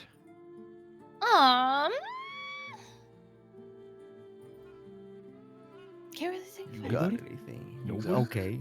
I mean, I was waiting for somebody to go by. Oh wait, will no, go. I do. Okay, Go ahead you though. You go first. You go first. Oh yeah, my Uwu Market merch is available for purchase. I was hell gonna yeah. talk That about is it last important. week, but we canceled. But yeah, my Uwu Market merch is available for purchase. We got t-shirts, crew neck sweaters, shorts, sweatpants, standee, and a smexy booty mouse pad. So if you want my booty cheeks to hold your wrist and Caress make my it wrist. caress your wrist and help with carpal tunnel, the Scylla booty's there for you, you know? Yeah. Beautiful. But yeah, I love my merch so much. It's so good. Thank you to Uwu Market. But yeah, if you go to my Twitter, the link is pinned. It's pinned on my Twitter. Gorgeous. Yeah. Go check out my Uwu Market. Go support Scylla. Go buy It some Scylla helps. merch. Surely are Incredible. Savannahs. Anybody else got anything Add they it want to to your talk about? arsenal. Okay. Yeah. Directly after this stream, I will be opening up some V card that just dropped today. You could use code Thunder as well for 10% off. If you also like pulling cards of Hiroshi, there's a lot of really cool VTubers in this set. So Nice. very pog. Hell yeah, brother. All right. Yippee. Anybody else got anything going on? I'm doing Pathfinder with my boys from Evermore on Sunday, and we are in a really, really big fight that could potentially result in a TPK. So we'll see how that goes. Oh wow. What yeah. module are you running again? We are running the Season of Ghosts module. Oh yes. Yeah. Yes. We're currently dealing with a Rakura Kubi which Oh, if you're not you guys are- familiar, if you're not familiar, it's a big like snake person. Oh, yeah. cool. Horrible shit. Damn. We decided to open up the major dungeon a lot faster than we should have. We quite literally blew the side of the building up, and we kind of just went in. So we immediately got into a boss fight. So yeah, that's gonna be a great time. That's fucking awesome, man. I hope you enjoy. I hope you have fun. That sounds Yeah, I fun. think it'll be a great time. All right, anybody else? Nope. Nope. Okay. You do have All something right, you want sweet. to show, right? Oh yeah, we wanted to show that animatic really quickly. Okay. Oh hell yeah. Veil made in the Discord. It's gorgeous. It's so good. Let's go ahead and do that, shall we? Okay. Hell yeah. Fan of Let's the take a peek. the Zephyrael driving animatic. That was funny. That was funny was too. so fucking funny. Driving in my car.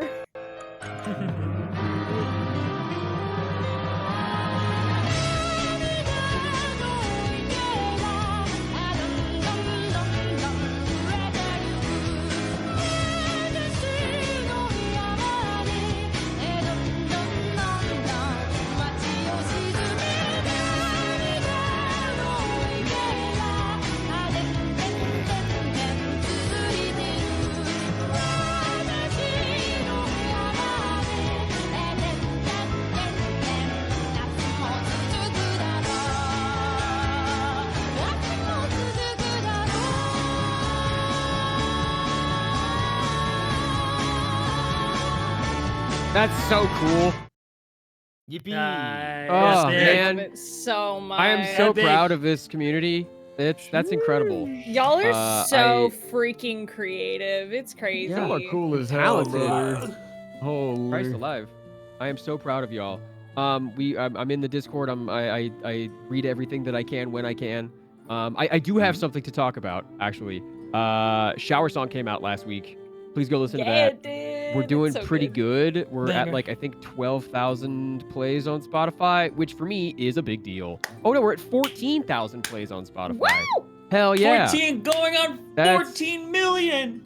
That's the Real. that's the most number of plays that we've had in the time for a song to be out. So that's the only place you can hear it is on YouTube. So please go check it out. And then in the next couple of weeks we're gonna be dropping some Shower Song themed merch too. So but that'll be limited. So you'll only get to people first come first serve. We'll have like pre-orders and stuff too. But yeah, the animatic was fucking sick. I love all the fan art is amazing. We will be getting more official art soon. Our official artist has had a life problem, so they are dealing with that. And we'll get back to our regularly scheduled aesthetic character art drops soon, I promise. But yeah, is there anything else you want to talk about before we say goodnight, everybody? Nah. Good night, everybody. Okay. Good night, everybody. Good night, everybody. Thanks, y'all.